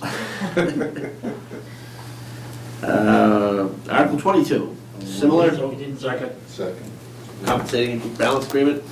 Motion's made. Well, we didn't actually vote. Oh, yeah. We usually don't stay this long. It's 8:30. Getting tired. Okay, so Article 21, motion's made and seconded to recommend borrowing authorization. All those in favor signify by saying aye. Aye. All opposed, nay. The ayes have it. Thank you. Article 22. Move it. Okay. Motion's been made and Second. Seconded to recommend, that the Finance Committee recommend Article 22, the compensated balance agreement. Any further discussion? All those in favor signify by saying aye. Aye. All opposed? The ayes have it. Okay, good. Article 23 is also now a routine article, which we started doing a couple of years ago. Every year, town meeting has to vote to adopt the personal exemption amounts. Right. Well, this is the seniors, disabled veterans, blind persons, that sort of. All right, folks. It's an annual article. Do we have a? I'll move the question. I'll second. Okay, motion's made and seconded. The Finance Committee recommend Article 23, FY 2015 personal exemption amounts. Any further discussion? All those in favor signify by saying aye. Aye. All opposed? The ayes have it. Article 24, personnel bylaw amendments. Article 24, there are some language changes that are included here. There are no amendments to the salary schedules that are proposed.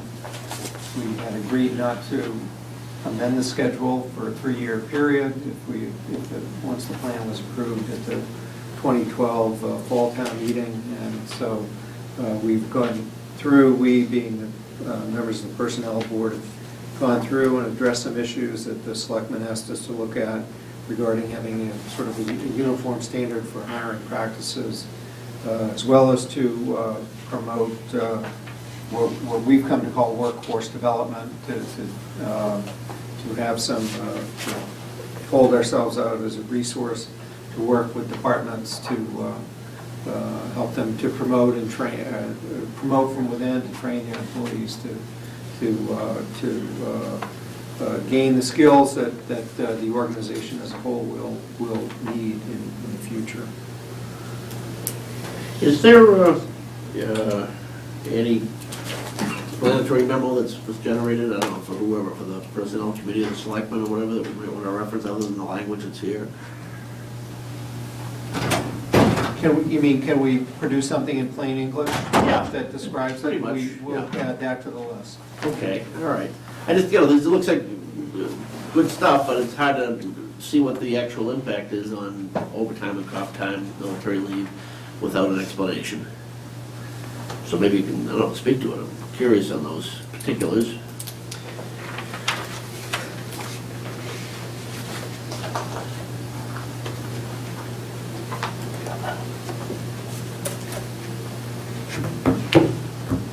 I mean, if you shouldn't feel on the spot to do it now, but I'm just curious, how does this differ from what current practice is, that sort of thing? It does have an impact. Well, I know, for example, the military leave language here doesn't, the bottom line doesn't differ at all from what's in the personnel bylaw right now. Right now, the personnel bylaw has what is sort of the maximum benefit. Right.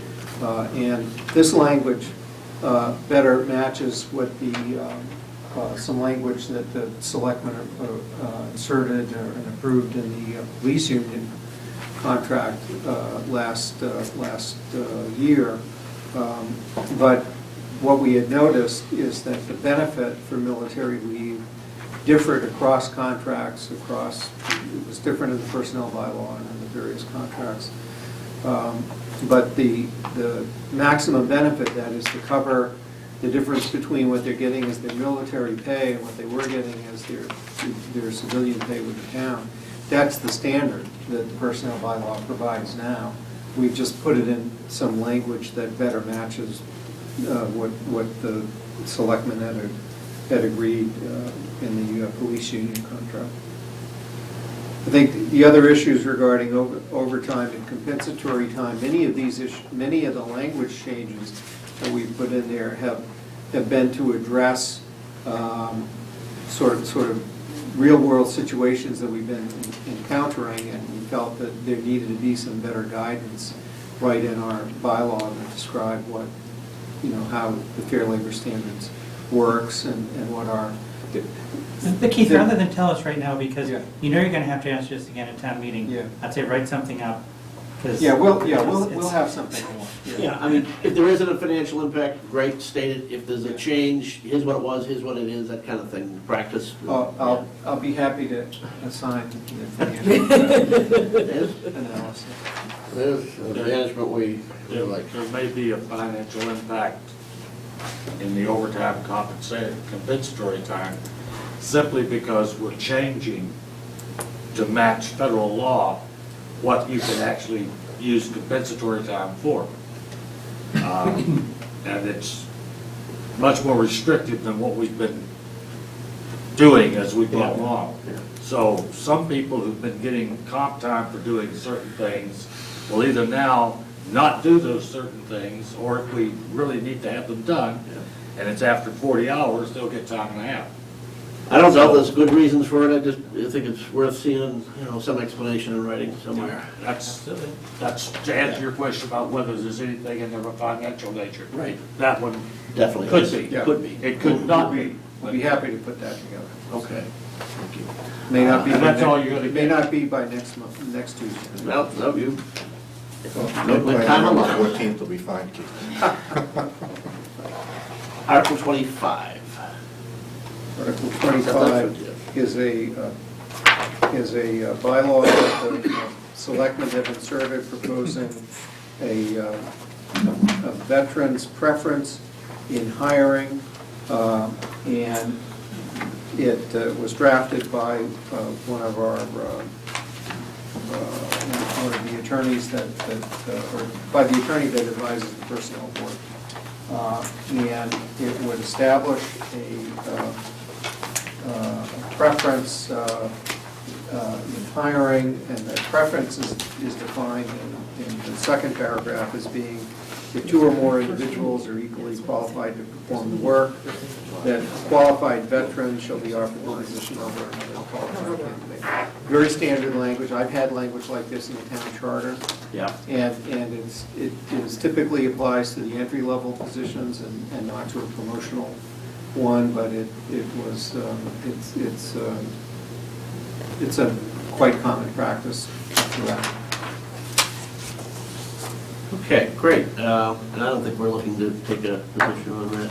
And, so not bad for a first run through. Yeah, well, there's a number of items that, specific to like water articles, the master plan, CPA, the personnel bylaw, some of the other, stuff that we don't have the data in for yet.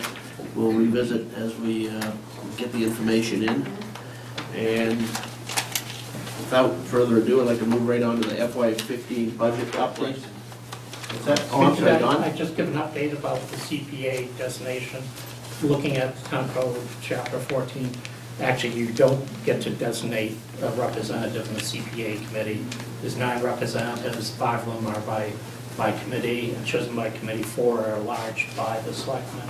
Some towns do have a finance committee. Yeah, I think- Maybe by policy. Yeah, we had started out with the practice, and when Elliot was on your board, we specifically appointed him as one of the at-large seats, but with the idea that he was a FinCom member. We were informed when Elliot was both a member of this committee and a member of your committee. I understand the legality there, but I think we're mostly The point trying was to... communication. Communications. Yes, and that was helpful. Even when he left your committee, he was still on our committee and represented some. Okay, well, we got a bunch more to cover tonight, so I'm going to move on to the FY15 budget updates. I think there's 3 things we want to hit here. Chris and Brian, representing us, went to the school committee's budget hearing. I think they want to give us a little bit of an update there. 2, Bonnie has her memo. It was discussed last night at the selectmen meeting, which are a number of the school committee and some FinCom members were in attendance too, and there was some discussion there, so we can follow that up. And the school committee is joining us tonight too, so we'll try to continue maybe some of that discussion that occurred last night. But I'll start with you guys if you want to give us your report. Sure. Well, as we went over the budget, we kind of got into some details on circuit breaker.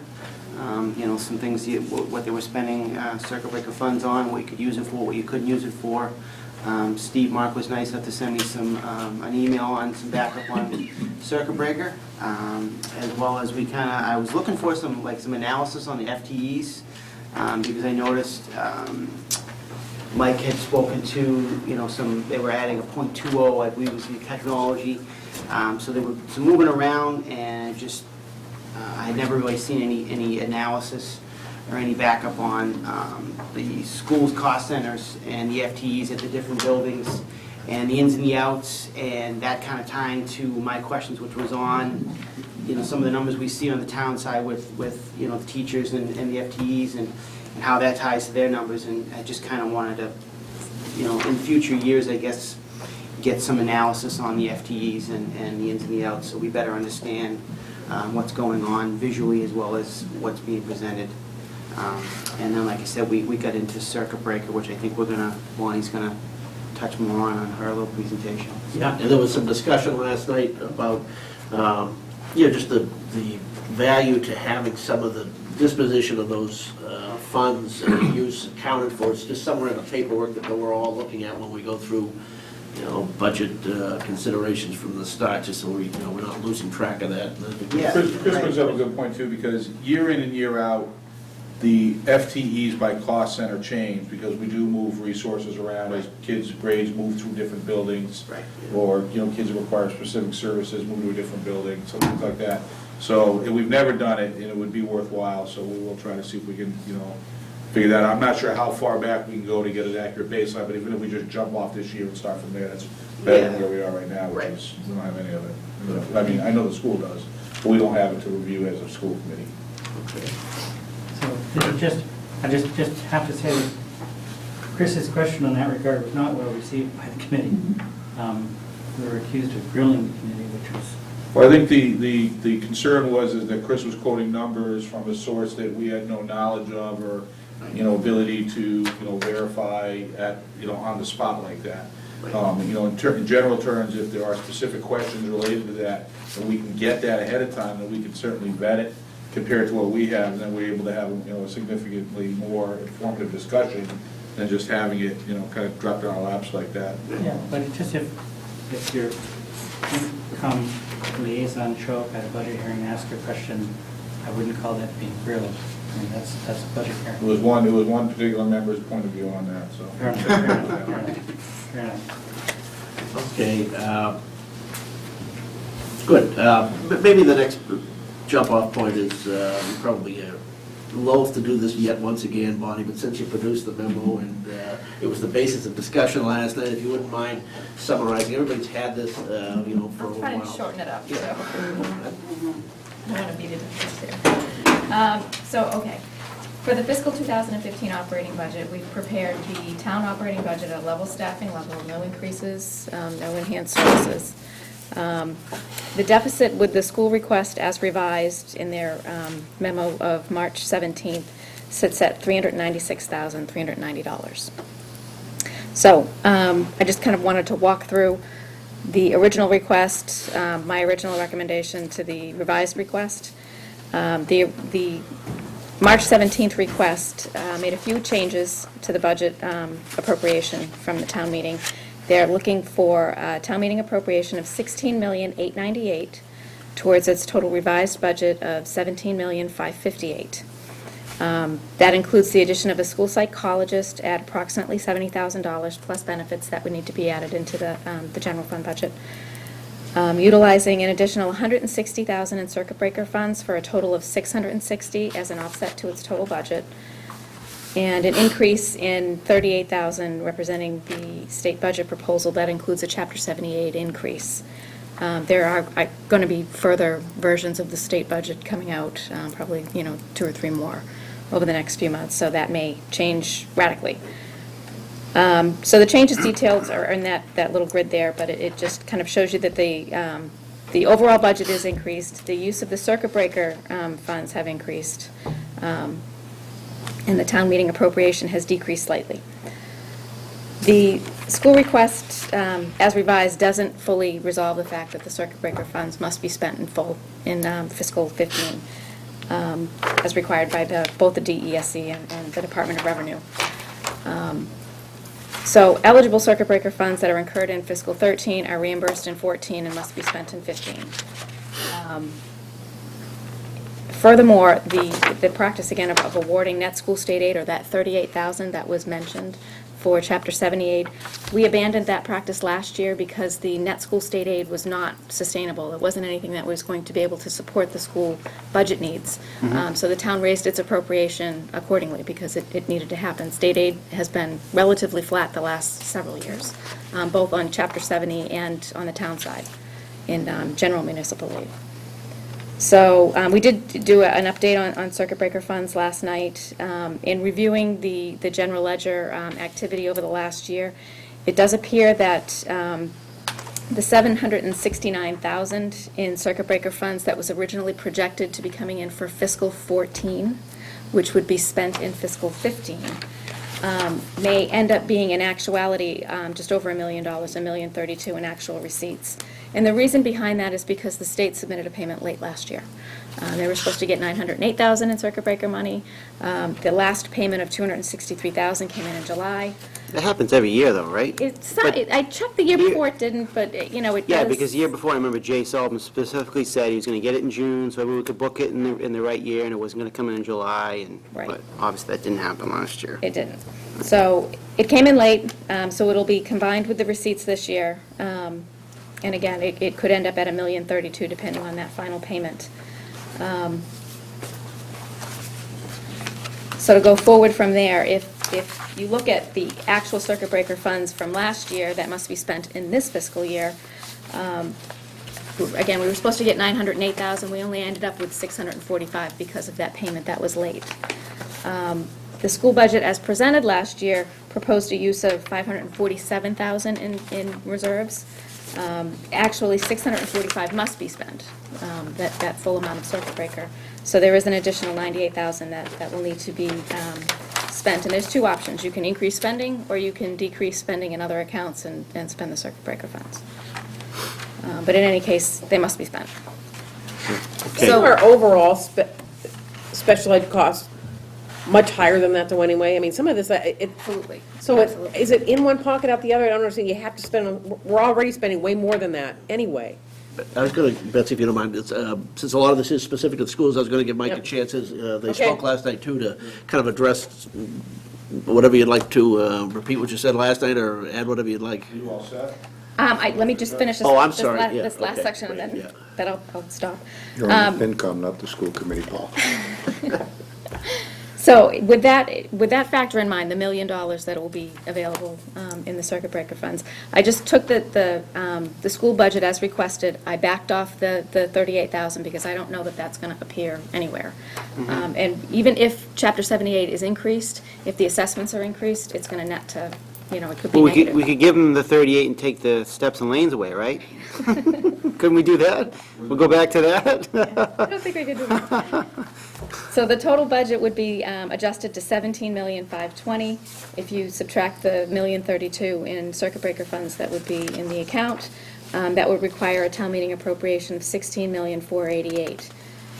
And what that would do is, it would keep the circuit breaker expenditure requirements, as outlined by DOR and DESE. It would keep the school choice funds intact as reserves, and that is estimated to be over $1 million in reserve balances. The current balance is $646,000. There'll be more coming in this year, and then another $418,000 in 15.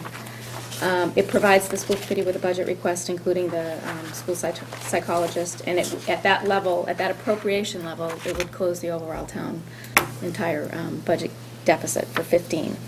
I would caution that this is an unusually high amount of circuit breaker funding to get in 1 year, and again, because of the delay in payment.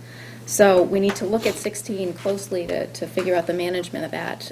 Obviously, at $1 million, it's likely that it's not sustainable into 16, and that our actual reimbursements would drop back down into the $600,000 range, or whatever, the expenses end up, being reimbursed at. So in looking forward, and if I rolled the school budget balance over at 3% increase, which is, it's a number. It's just a number to start planning. And I looked at the same level of reserve spending. The town would need to increase the appropriation by at least $500,000 And if it were not sustainable because the school choice funds were not available to draw down by the tune of about $400,000, then it could be a $900,000 increase. So it's something, it is a one-year bump in circuit breaker spending, but, it's something to look at carefully. Is the state current this year with their payments? Well, I mean, are we going to see them dump a payment into 15 on us instead of into 14 when we're expecting it? That is something that could happen, and I did talk to the Department of Revenue today, which they said that if that happens next year, I can book a receivable, so then I can kind of level out, I can mitigate that payment and book it as a receivable, and then when it comes in, close it out. Close it out to Correct. 14, Right. so it's 14. available to the schools in 15. So that we can kind of So keep we don't that have- level. Okay. So, So we didn't book it as a receivable last year? No, we didn't. Therefore, it has to be If we had counted this year? If we had booked it as a receivable last year, it would have required an additional $263,000 in journal entries that we needed to make because, Okay. We have to spend that money, right? right, Right. right. The state doesn't look at it like that, though, because that would be just their fourth quarter of whatever, FY13, right? Now, They the don't state look at. looked at it like, you can go on cash basis, or you can book it if you want to as a receivable. But you must spend the cash basis. You Right. have to. Yeah. Brian? So, I just think we've had great luck going by policy. We've gone to AAA because of policy. And this feels like one-time money.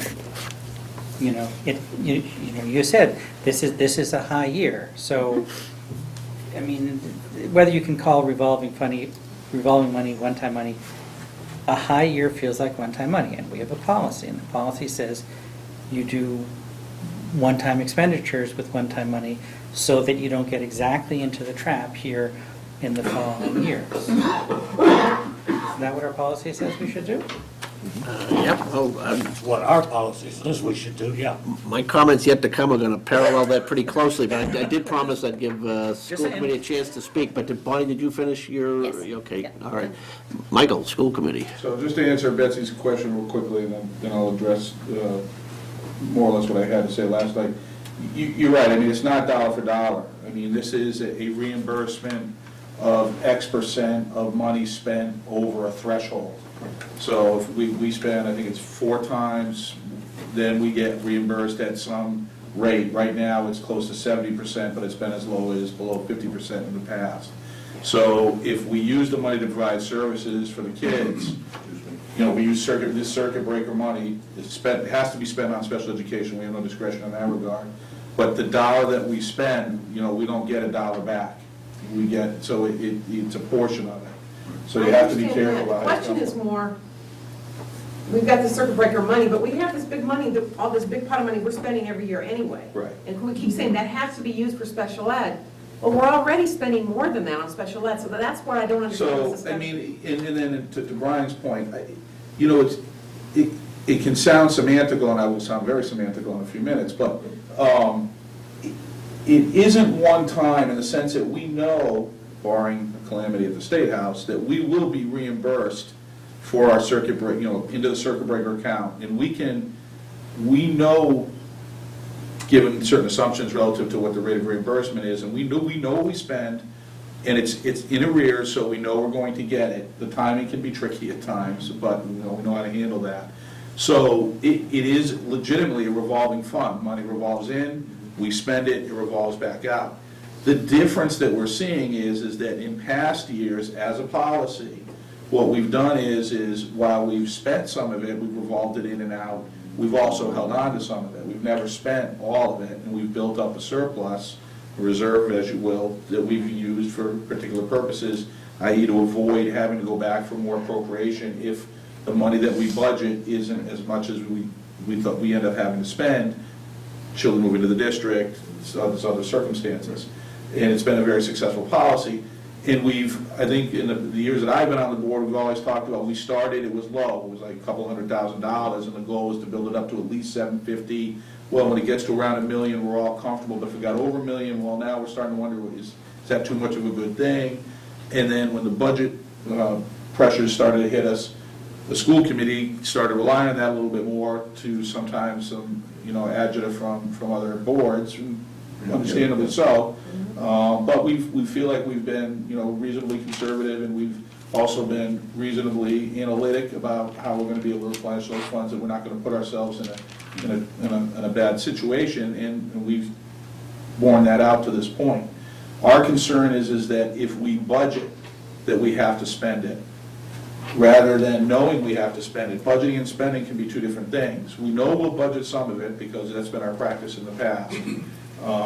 And now that we know that we have to spend it, we can't build that up anymore. We can't go to 2 million, we can't go to 2.5 million. It's just not allowed anymore. There's a point of emphasis about it. There's been some debate about whether or not it's always been a rule versus whether or not it's been an enforced rule. Well, regardless of that, right now we know that we have to spend it. So our point as a school committee right now is that we're going to budget some of that, as we have been, and we're open to debate and within ourselves and with other boards in terms of how much is the right number.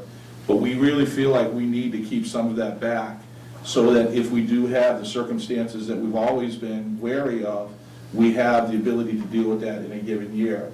And if we don't end up with those unexpected expenditures and we know we have a balance that we have to spend, we have strategies. We can prepay for special ed services for the subsequent year. And there's other strategies that we could develop and invoke, but in all likelihood, that strategy would probably take up all that we would ever need in a given year. Our initial analysis of that type of strategy indicates that for next year, we could prepay up to $500,000 worth of services. Have we done that in the past? Do we have any precedent for doing that, or not, because we were building up the fund instead? Exactly. Prepaying, yes. Yeah, but we have prepaid at times too, yes. But never at the expense of building it up. Right. That would be an example of, well, we've probably got too much of a good thing here, let's do something else with it, and prepay would be one of the things that we have done in the past. So there is, we know how to do it, and there's regulations and rules about it and things like that. So, really that's the big point for us, is retaining some flexibility, being able to deal with unexpected expenditures after the budgeting cycle is done and we actually start to spend the money, and things on the ground can change. But the other thing that we're concerned about is that we worry that we're not going to get if we spend $1,032,000 in the model that Bonnie has shown, it doesn't necessarily give us an accurate representation of how our appropriation is really growing or needs to grow. And rather than dealing with that year by year, we're going to have to deal with it sort of on the edge of the cliff, so to speak, and that can be a very difficult situation and not necessarily advantageous to any of us to have to worry about it like that. So those are really the reasons why, looking at that, it's not something that we jump off and say, okay, that works for everybody, let's just do it. We're hesitant. And we'd like to see if we can work some balance among all of the competing concerns and make it work for all of us.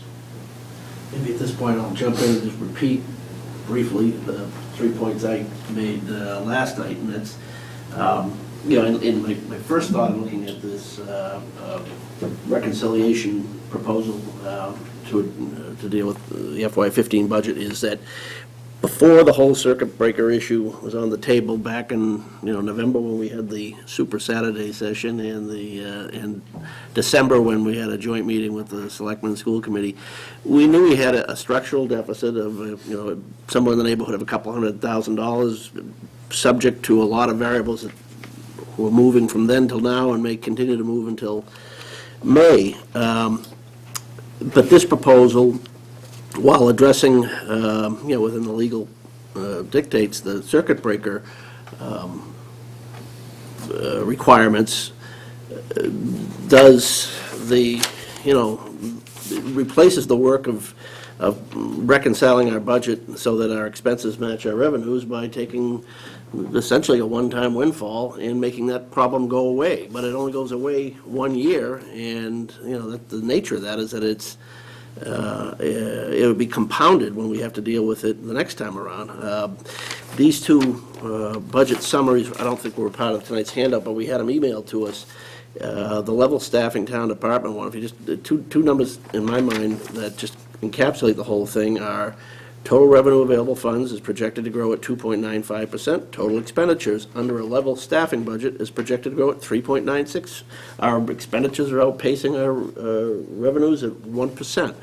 if we didn't have the circuit breaker issue, we would be forced to make a budget balance on the basis of only funding those things that we can, afford and making choices. So, I recognize that this does solve the problem. It turns a $396,000 deficit into a $13,000 surplus. But it sets the table for a problem next year. And with respect to the schools, I just say, a lot of this stuff is,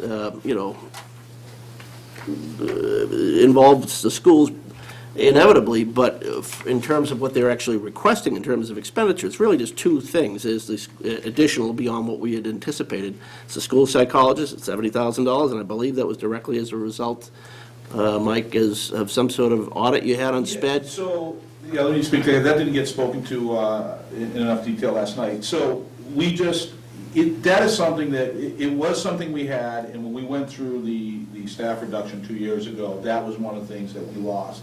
So it's always been on the superintendent's mind that, given an opportunity, that would probably be pretty high on the priority list to try to get back.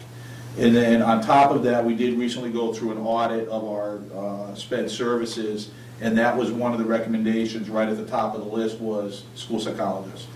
It's not a mandate, we don't have to do it, but given the fact that we were already thinking it was necessary, and then we're being told by an outside audit agency that, then it is something we would consider doing. But it's not mandated, just very, very high on the priority list. And the other addition is based on the projections on the state, it looks like we're due for another $38,000, which is earmarked for Chapter 70, so it's appropriate that the schools would be laying claim. We see Bonnie's point of view. Look, I'm just making the case that we're not in this position because of, outlandish last-minute requests, so we have some serious problems here. I just want to make one final point. So now we have this, we have a way out, but it puts us in a precarious position with regard to the reserve funds, but we never, we have one option on the table. We've never seen, although we know we've had a problem, a structural problem since November, but we've never seen a budget scenario that says this is how we balance it by, taking a cut here, a cut there, or across the board cuts. We don't even have that to consider in front of us, but we do have a way out that we know is likely to be one-time money. So Paul, let me just ask a question, because when Well, Fred was looking to get it first. I'd just like to back up sort of a step further here. And I may be looking at the numbers wrong, but what I have here is the FY, let's see, I'm sorry, FY 14 was 16.4. Yep. Okay. Yeah, I used the wrong number, my mistake. Okay, but the FY 14 at 16.4, and we're going to 16.8, so the $500,000 increase that you're requesting from the town is basically, are there any big things that are in there, or is it just steps and lanes? It's a $500,000 normal hit that we take from steps and lanes. Exactly. And that includes the extra $250 that we ended up putting on the table last year? Right? Yes, correct. Well, I that wasn't a use bit. that term, but yeah, the application of the deferred steps and lanes back on the salary. Sounds like a nice cookie. Okay, so it's all, we're all in. Yes. That's my point, is we're all in at the incremental $500,000 from the town. Right. And then really the only question at this point is I don't want to say semantics, but how we handle the Chapter 70 is what the question is at this point. The circuit breaker. Circuit breaker, I'm sorry. Yes. Circuit breaker, yes. Yes, and then there's, to me, like Paul's alluding, that there's, depending on what decision we make on that, that could have a cascading effect on how other parts of the budget are affected or not, as the case may be. Absolutely. Yeah, Because at this point, we're out of balance by 300 and something thousand. Well, those are the two extremes in any event. We're out of balance by 396 if we don't use that circuit breaker at all and put it all, isn't that right, Bonnie? The presumption there is there wouldn't be any of that Well, the difference is what? How much of the circuit breaker would you? 500. 500, okay. No, actually, no, it's 660, right, because it's the new number. Right, 'cause we, But it sounds like what the school committee is talking about is there would be most comfortable holding on to some of that. We haven't heard a number talked about it. My I think concern. the way to look at it would be 330, right? 660 is what is the last discussion we had was to go up to 660 of spending against the $1,032,000 would leave you with 330,000, and which is the difference. Well, okay, but then again, those are the two extremes. So, but just at the moment, I'm less concerned. It doesn't leave the school in any different place, whichever of those two scenarios we go to in terms of your operating budget. Correct. Okay, my concern is that we're not addressing our real operating deficit, and that would apply not just to the municipal side of the budget, but, if we made a change and didn't use as much of the circuit breaker funds, you might realize more to keep on hand there, but you would be in the same boat with the rest of us in addressing a budget, deficit. I'm sorry, Bonnie. I think it might be helpful, and maybe I'm overstepping, but just to have a discussion about what is a comfortable level of reserves to have, because the reserves aren't just the circuit breaker, it's the school choice funds. School choice is also It's, part of that. so, what is an appropriate level of reserves? I knew in prior years it was somewhere around $750 to $1 million. And I don't know if that's. And the reason we went there was when we didn't have reserves, and I think you and Alan and I are probably the only ones still standing from that time, was that the school had to come back to the town at special town meeting for a couple years for in the hundreds of thousands of dollars. That was pre my time. Because of choice. And that's when we said, we have to do something to build reserves to try to buffer that. And, out of the blue, we picked, at first it was, if we could get to 500, then when we got to 5, we said, okay, well, let's push it to 7. And since that time, I think, the schools have had the buffer when they got a serious sped case in, a serious spending sped case in, they were able to handle it within the year and didn't have to come back to the town. Now, is 750 the right number? Is 500 the right? I don't know what the right number is. The only other thing that I would comment on that, to Bonnie's point, is, and we can certainly have a discussion, and historically that would have, what, was 500, 750, and is that those numbers were what we were using when we were confident that we could get the appropriation we were asking for because the town, local aid, Chapter 70, was moving in a direction that supported that. Now that that's not as true, and it hasn't been for the last couple of years, as a school committee, knowing that we've been able to shore up the gap by being a little more reliant on those revolving funds, the number of 750 or whatever it is something that we would want to make sure that whatever number we were putting in there still gives us the flexibility.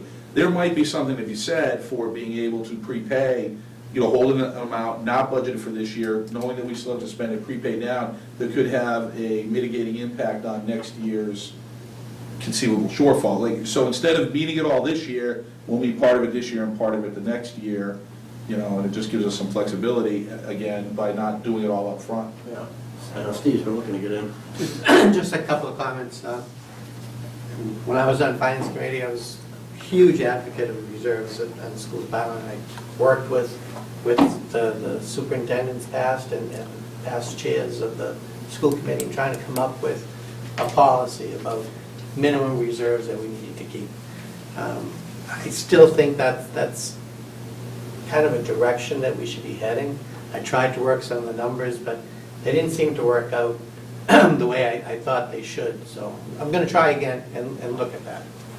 Second thing, and Bonnie mentioned this last night, and if you remember at the presentation that Bonnie and I did about the school financials about a year ago, the last slide had a recommendation mirrored what Bonnie said last night. We're not going to solve this. We're going to go through this every year until we all get the notion that the school department spends more than budget and choice reserves. It's just the nature of the beast. So that 17 million that you have in front of you, the school is going to be spending closer to $20 million.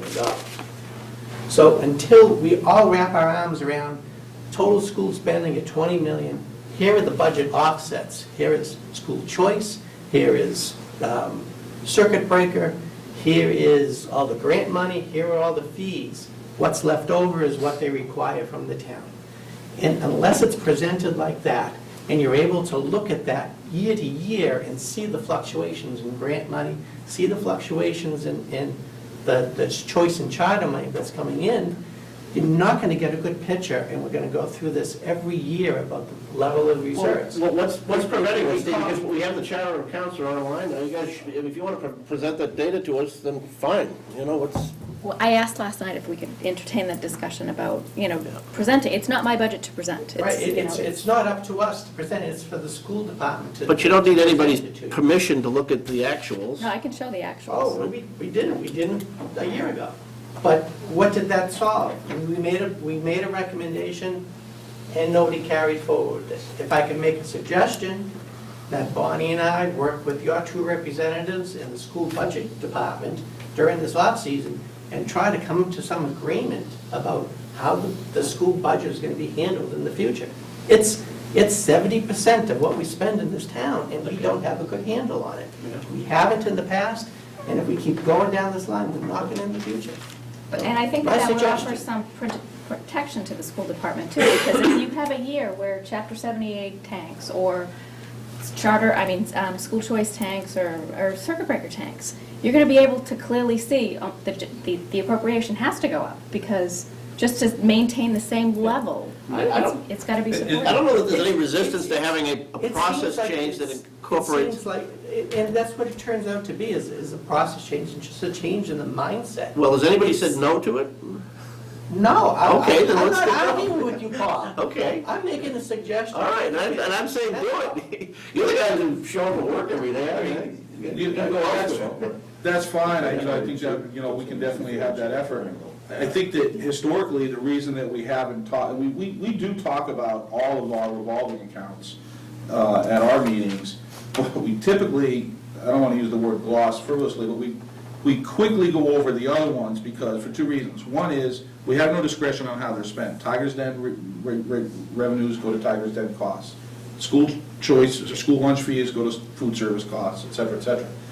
And they're typically flat. They don't grow. They just stay where they are. They come in, they get spent plus or minus a few $1,000s. Nowhere near the amount of money that we're talking about relative to school choice and circuit breaker. And given that it's flat and that while it wouldn't necessarily be, it would be edifying to see it, I don't think it has a bearing on this particular discussion relative to how we're going to use circuit breaker funds.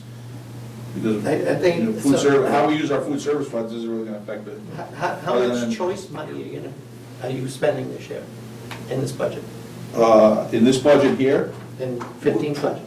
in the 15 budget, prior to this discussion about having to spend all of our circuit breaker in a given year, we were going to do $500,000 of, $250,000 of choice, $250,000 of circuit breaker. That was our jump-off point, and then that changed in terms of the increase of all revolving fund, or those two revolving funds, and now we're wrestling with if we need to spend all of the circuit breaker, then are we going to pull back the school choice in order to not deplete that one, because we have to deplete the other one? Is that more discretionary? We can spend that on anything. That's totally discretionary. But We haven't been able to have a discussion about that relative to this latest memo, just because we haven't met since then. So 250 of that delta that we're talking about is solved already, because now they don't have to spend the choice money to supplement their budget. They're going to put more money towards their special education costs with the circuit breaker money, freeing up other money to cover the costs that the choice money was going to cover. So there's 250 of the problem that's already solved. Is that part Hold of on this- to your is that choice part of this money. proposal, though? Because, right now, we've got one option before us, and But that's the result of this. That's what the school committee would do with this, not spend their choice money, build up that reserve, have it in reserve for next year in case the circuit breaker funds don't come in, and you spend the choice money instead of the circuit breaker money to level things off. That seems like a much better approach than saying, we know we need to spend this, we're gonna budget this, and we'll find a way to spend this at the end of the year, probably on prepayments. I have to say, that proposal makes me incredibly nervous, because you guys may be better than everybody else in town, but whenever we have extra, I mean, it will feel like extra money, and every other department. But we could only spend it on special education services. With $6 million of special education costs, there should be no problem in spending that money. Right, that's my point. It's not extra money, and it will only get spent on one thing. We don't, it's not like we would mismanage it. There's no way This to idea's been mismanage it. floated here. Has this idea been floated with the school department? I would hope that that's one of the alternatives that Well, they're talking about. I mean, like, as I said, The people who made the proposal, we have they're not not been discussing able to with them to have spend the a money. discussion about this. In my mind, speaking as the person who's been on the budget subcommittee the longest, yeah, there's probably no question that if we become more reliant in a given year on the circuit breaker funds than we had originally planned to, we would deliberately become less reliant on the school choice funds. There's no question that would be my recommendation. As long as whatever we did was going to help us meet our goals relative to both the budget and educating the kids. Just two things. One thing that just puzzles me, because when we went to your meeting on the 13th, we asked specifically, is there a plan for being able to like hire like the psychologist if extra money becomes available? And I believe we were told no. And you know, that was Thursday, and then Monday this memo comes out saying, okay, that's the plan, and that just sort of surprised me, because I don't know what happened between Thursday and Monday, but that sort of floored me a little. That's an unrelated point. I think goes to Paul's point is, if I look at the chart on the first page, you know, the number being asked for from the town goes down, even though we're adding a position, and a wonderful position, no argument there, a position we need. But the number goes down at the time we're adding a position, and then what happens next year? Yeah, I mean, I think this is an important dialogue about the disposition of both the circuit breaker and the choice funds, and then also the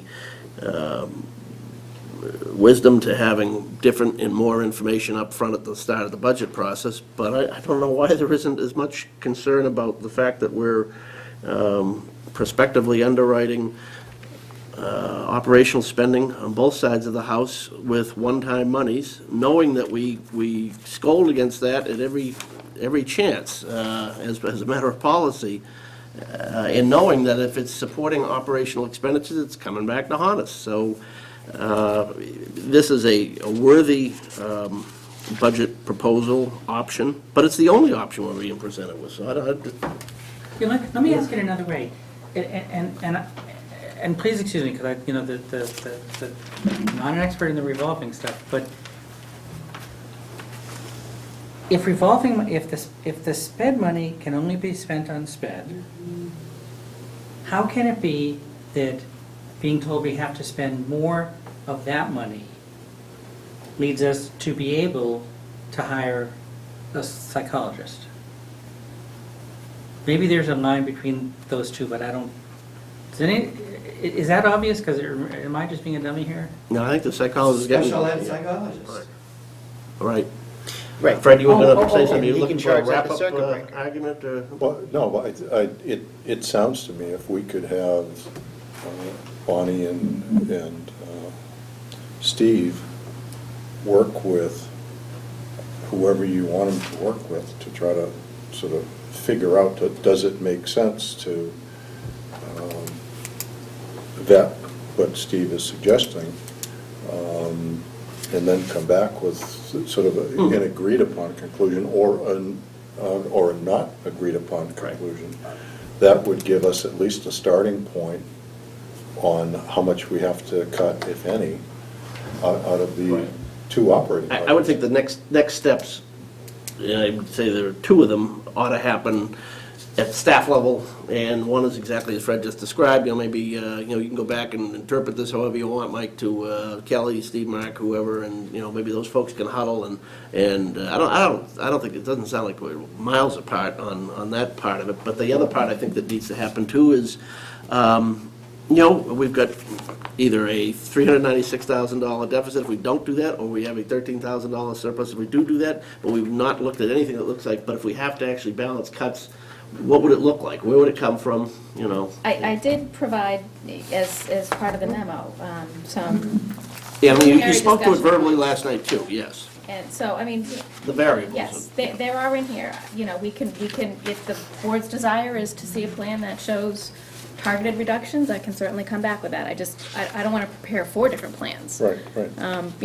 If there's a preferred method, I'd be happy to. Well, I just don't think it's that unusual. We know we've had some level of deficit since like November, December, and having a budget scenario that shows how cuts would accomplish that at least ought to be part of the mix. Right, so if it's the board's desire to do unilateral cuts, then I can show you what that looks like across the departments. I'm not looking to go through that exercise again. Okay, so So I I personally think- want it, but if the rest of the board doesn't want to see what that option would look like, then It's okay. not the case of what that option would look like. You can do that if you want.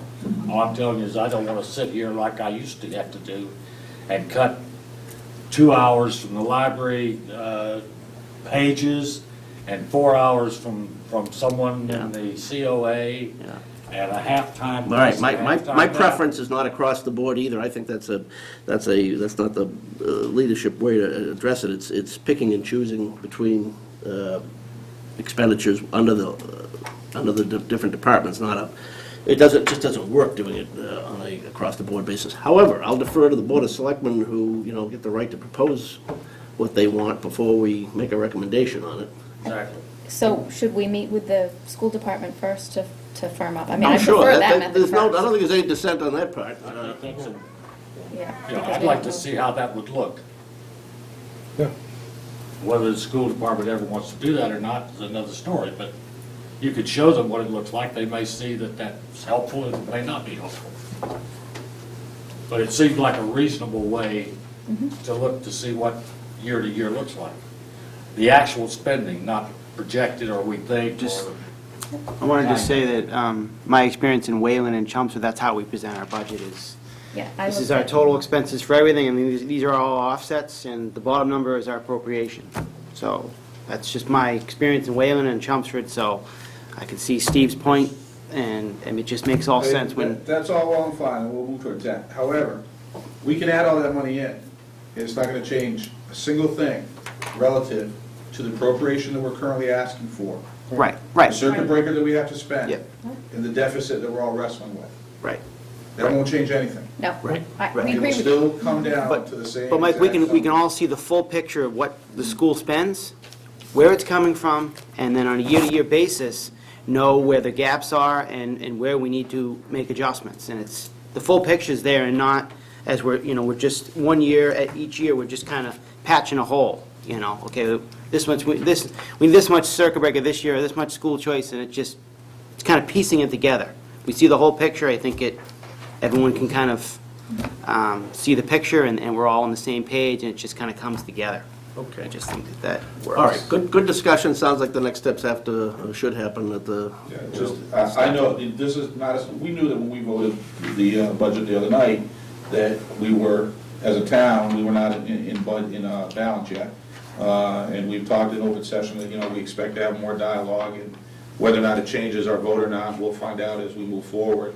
And then on top of that, getting the resolution towards how we need to address circuit breaker was subsequent to that vote as well. So we have more to do on our end anyway, and fully expect to get it done.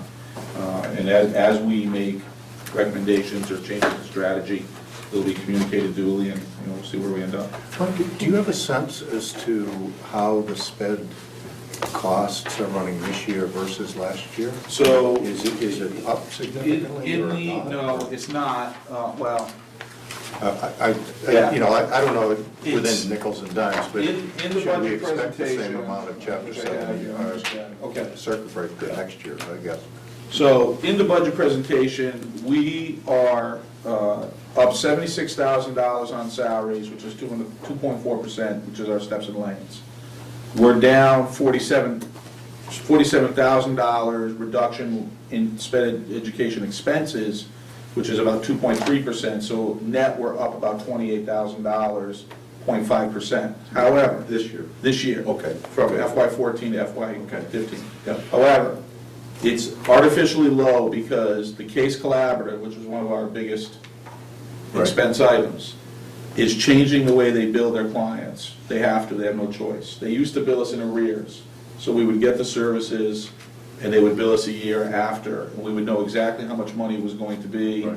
And it was great. They can't do that, they have to bill us in more of a real-time fashion. Have they already started that? FY15 is when it starts. So is there a double hit in 15 because? No, and that's why it's artificially low, because they hold a reserve fund from monies that we've paid them, and Steve Mark is much better at explaining it than I am about why there's a reserve. It's about $100,000. Yep. They're going to use that to mitigate the impact, because there would have been, it's sort of a, you gotta pay all what you owe us for what you've done and what's coming up. Right. But we've been able to mitigate that. So if we didn't have that $100,000 reserve there, because we are gonna pay for services that we've used with that money, then that $100,000 would be shown here, and our actual would be $128,000, which is about a 2.5% increase. Okay, on that cost side. so we're about at the same rate that we were last year? In terms of growth, yeah, Yeah. about 2.5%. Okay, so Yeah. is it reasonable to assume that we would get about the same amount from the state Circuit breakers? in circuit breaker going forward, to your earlier point that it's a one-time blip? Has the one-time blip just basically The one-time become a blip is one-step? really just the payment that they missed.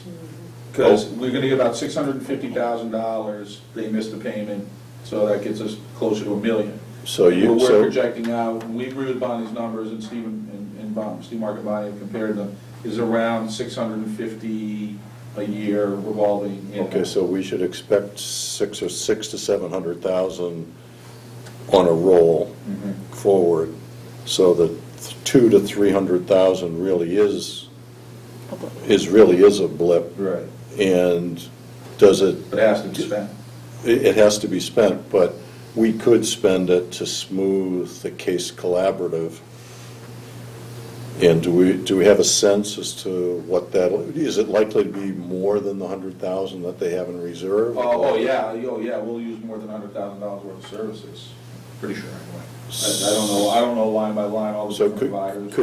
could somebody look at that? I mean, that may be the use for the one-time blip, is to smooth the pull forward of the Case Collaborative. Those are the kinds of things that we've been talking about, and, we haven't finalized anything yet, but that's. Okay. If there's an adjustment here that leads to a sustainable Right. projection, I'm fine with that. What I don't like the notion of is that we're gonna have a bigger headache next year and we know it's coming. But, all right, well, good. Can we move on to the next topic? Thank you for staying as late as you did. I'm sorry. Just to close the loop, because this committee has about, 2 more meetings before town meeting. So, can y'all meet in the next 7 days, in the next 14 days? Because we have meetings on the 1st and the 8th. I mean, I'm available this week. I hope it's priority number one, and Yeah, it's ours. I understand, we'd ideally like to have some sort of update next week, if your folks can meet with the finance folks and, I mean, this is an issue for us. right, okay. And if that's a problem, let us know, but obviously, as Brian correctly points out, we need to get our arms around something. Good. Thank you. Okay, All good right. discussion. Thanks. Terrific, yes, it Thanks, Mike. was. Thanks, Mike. Okay, As I'll much try as to we've get through enjoyed these next few rapidly. Bonnie, were there any other items, Finance Director's report? I know you had a couple I'll of be very quick. expenditures you wanted, yeah. I just wanted to give you an update. The town clerk briefed the board last night. They're going to have a special election on June 28th. So I'm going to ask her to prepare a reserve fund transfer request when she sells out her accounts. She's indicating it might be around $4,000. I think I had told you that at your last meeting, so that'll be coming up. So there'll be some documentation Thank you going for out staying with so us, people Bob. know that they need to pull papers. Pull papers and everything, By yes. this date. Yes. So we have the whole timeline set up, and they'd have to pull papers by May 8th. The last day to pull papers would be May 8th. The last day to return them would be May 12th. The last day to register to vote would be June 6th. Okay. And that would take You gonna run? We You'd be did, great, by the way. There's no run. Yeah. we did issue some bond anticipation notes. We basically rolled some bands for the water department and the Church Meadow purchase, the Russell Street School, and the track. So we get some really good rates, and I just had to tell you what they were, but we got .106452 on the water debt, and .518 on the other short-term debt that was the Russell Street School and the track in Foster Street. It was amazing. But I did want to remind everybody that the Russell Street School debt, the remainder of that, and the track is being done inside the levy, even though they were voted as debt exclusion. So that will be going away next year. Next year will be the last year that we do a payment on them. And it was done entirely inside. So if we have the bluebirds, we're able to put it inside rather than out. Yeah. Great. Yep. I did provide you an update with snow and ice. The deficit as of today stood at $150,000.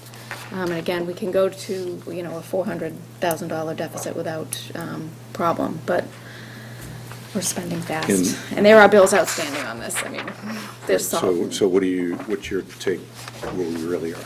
I mean, with the receivable? Right now, I'd say with the we're payables. at least 200 with what I know is out there. So I think, if this week is the last snowstorm, we'll be okay.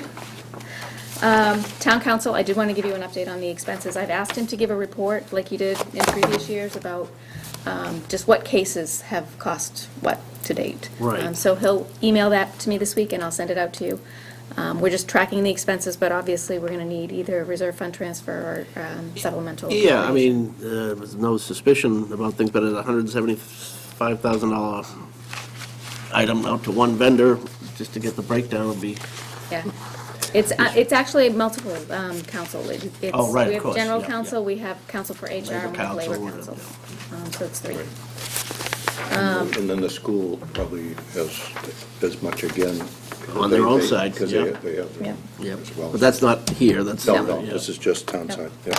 And the last thing I wanted to do was just give you an update on the fire department budget. Yep. This is the first year that we've had the 24-hour staffing, so we've just kind of been monitoring it, and based on, where we are in the fiscal year, there should be about 70% expended, so you can see in the wages, they are under the budget, so they're doing very well, and with all Job, things Chief. considered, they've got people that are out on some leave that they've had to fill some shifts with, but they've been able to use the swing person.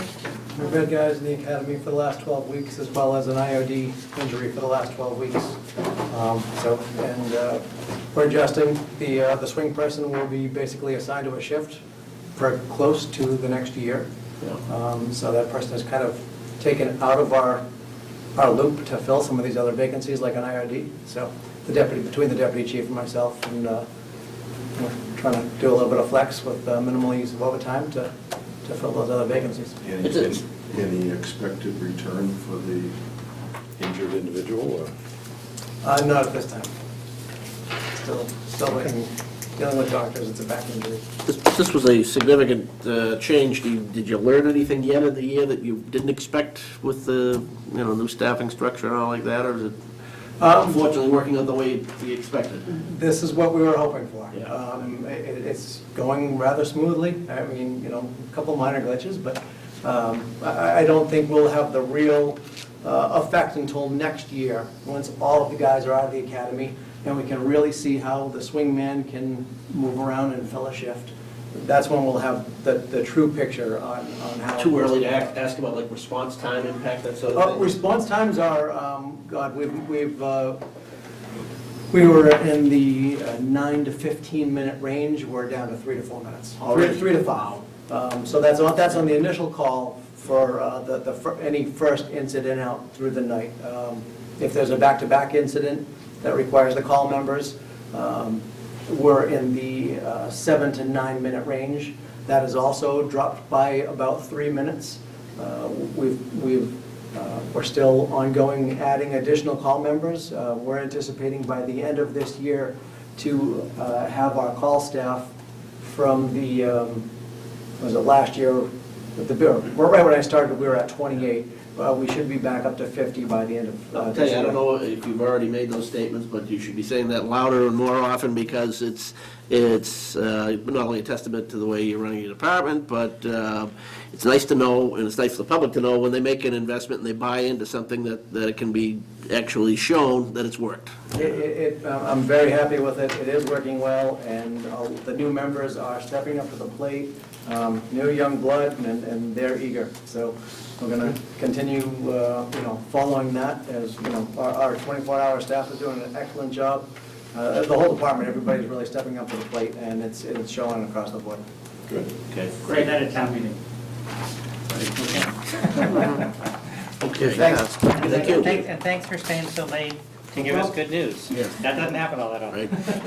Right. Bonnie, anything else in your report? Well, I'm going to end on a good note. Okay. so- I did email out to everybody FinCom annual report from last year, which you remember, we scaled it down to a 2.5-page piece, which works for the mailing, and since all the information's online anyways, seemed to be well received. Yes. I welcome input. If you want to give it to me now, fine. If you want to email it to me, that's fine.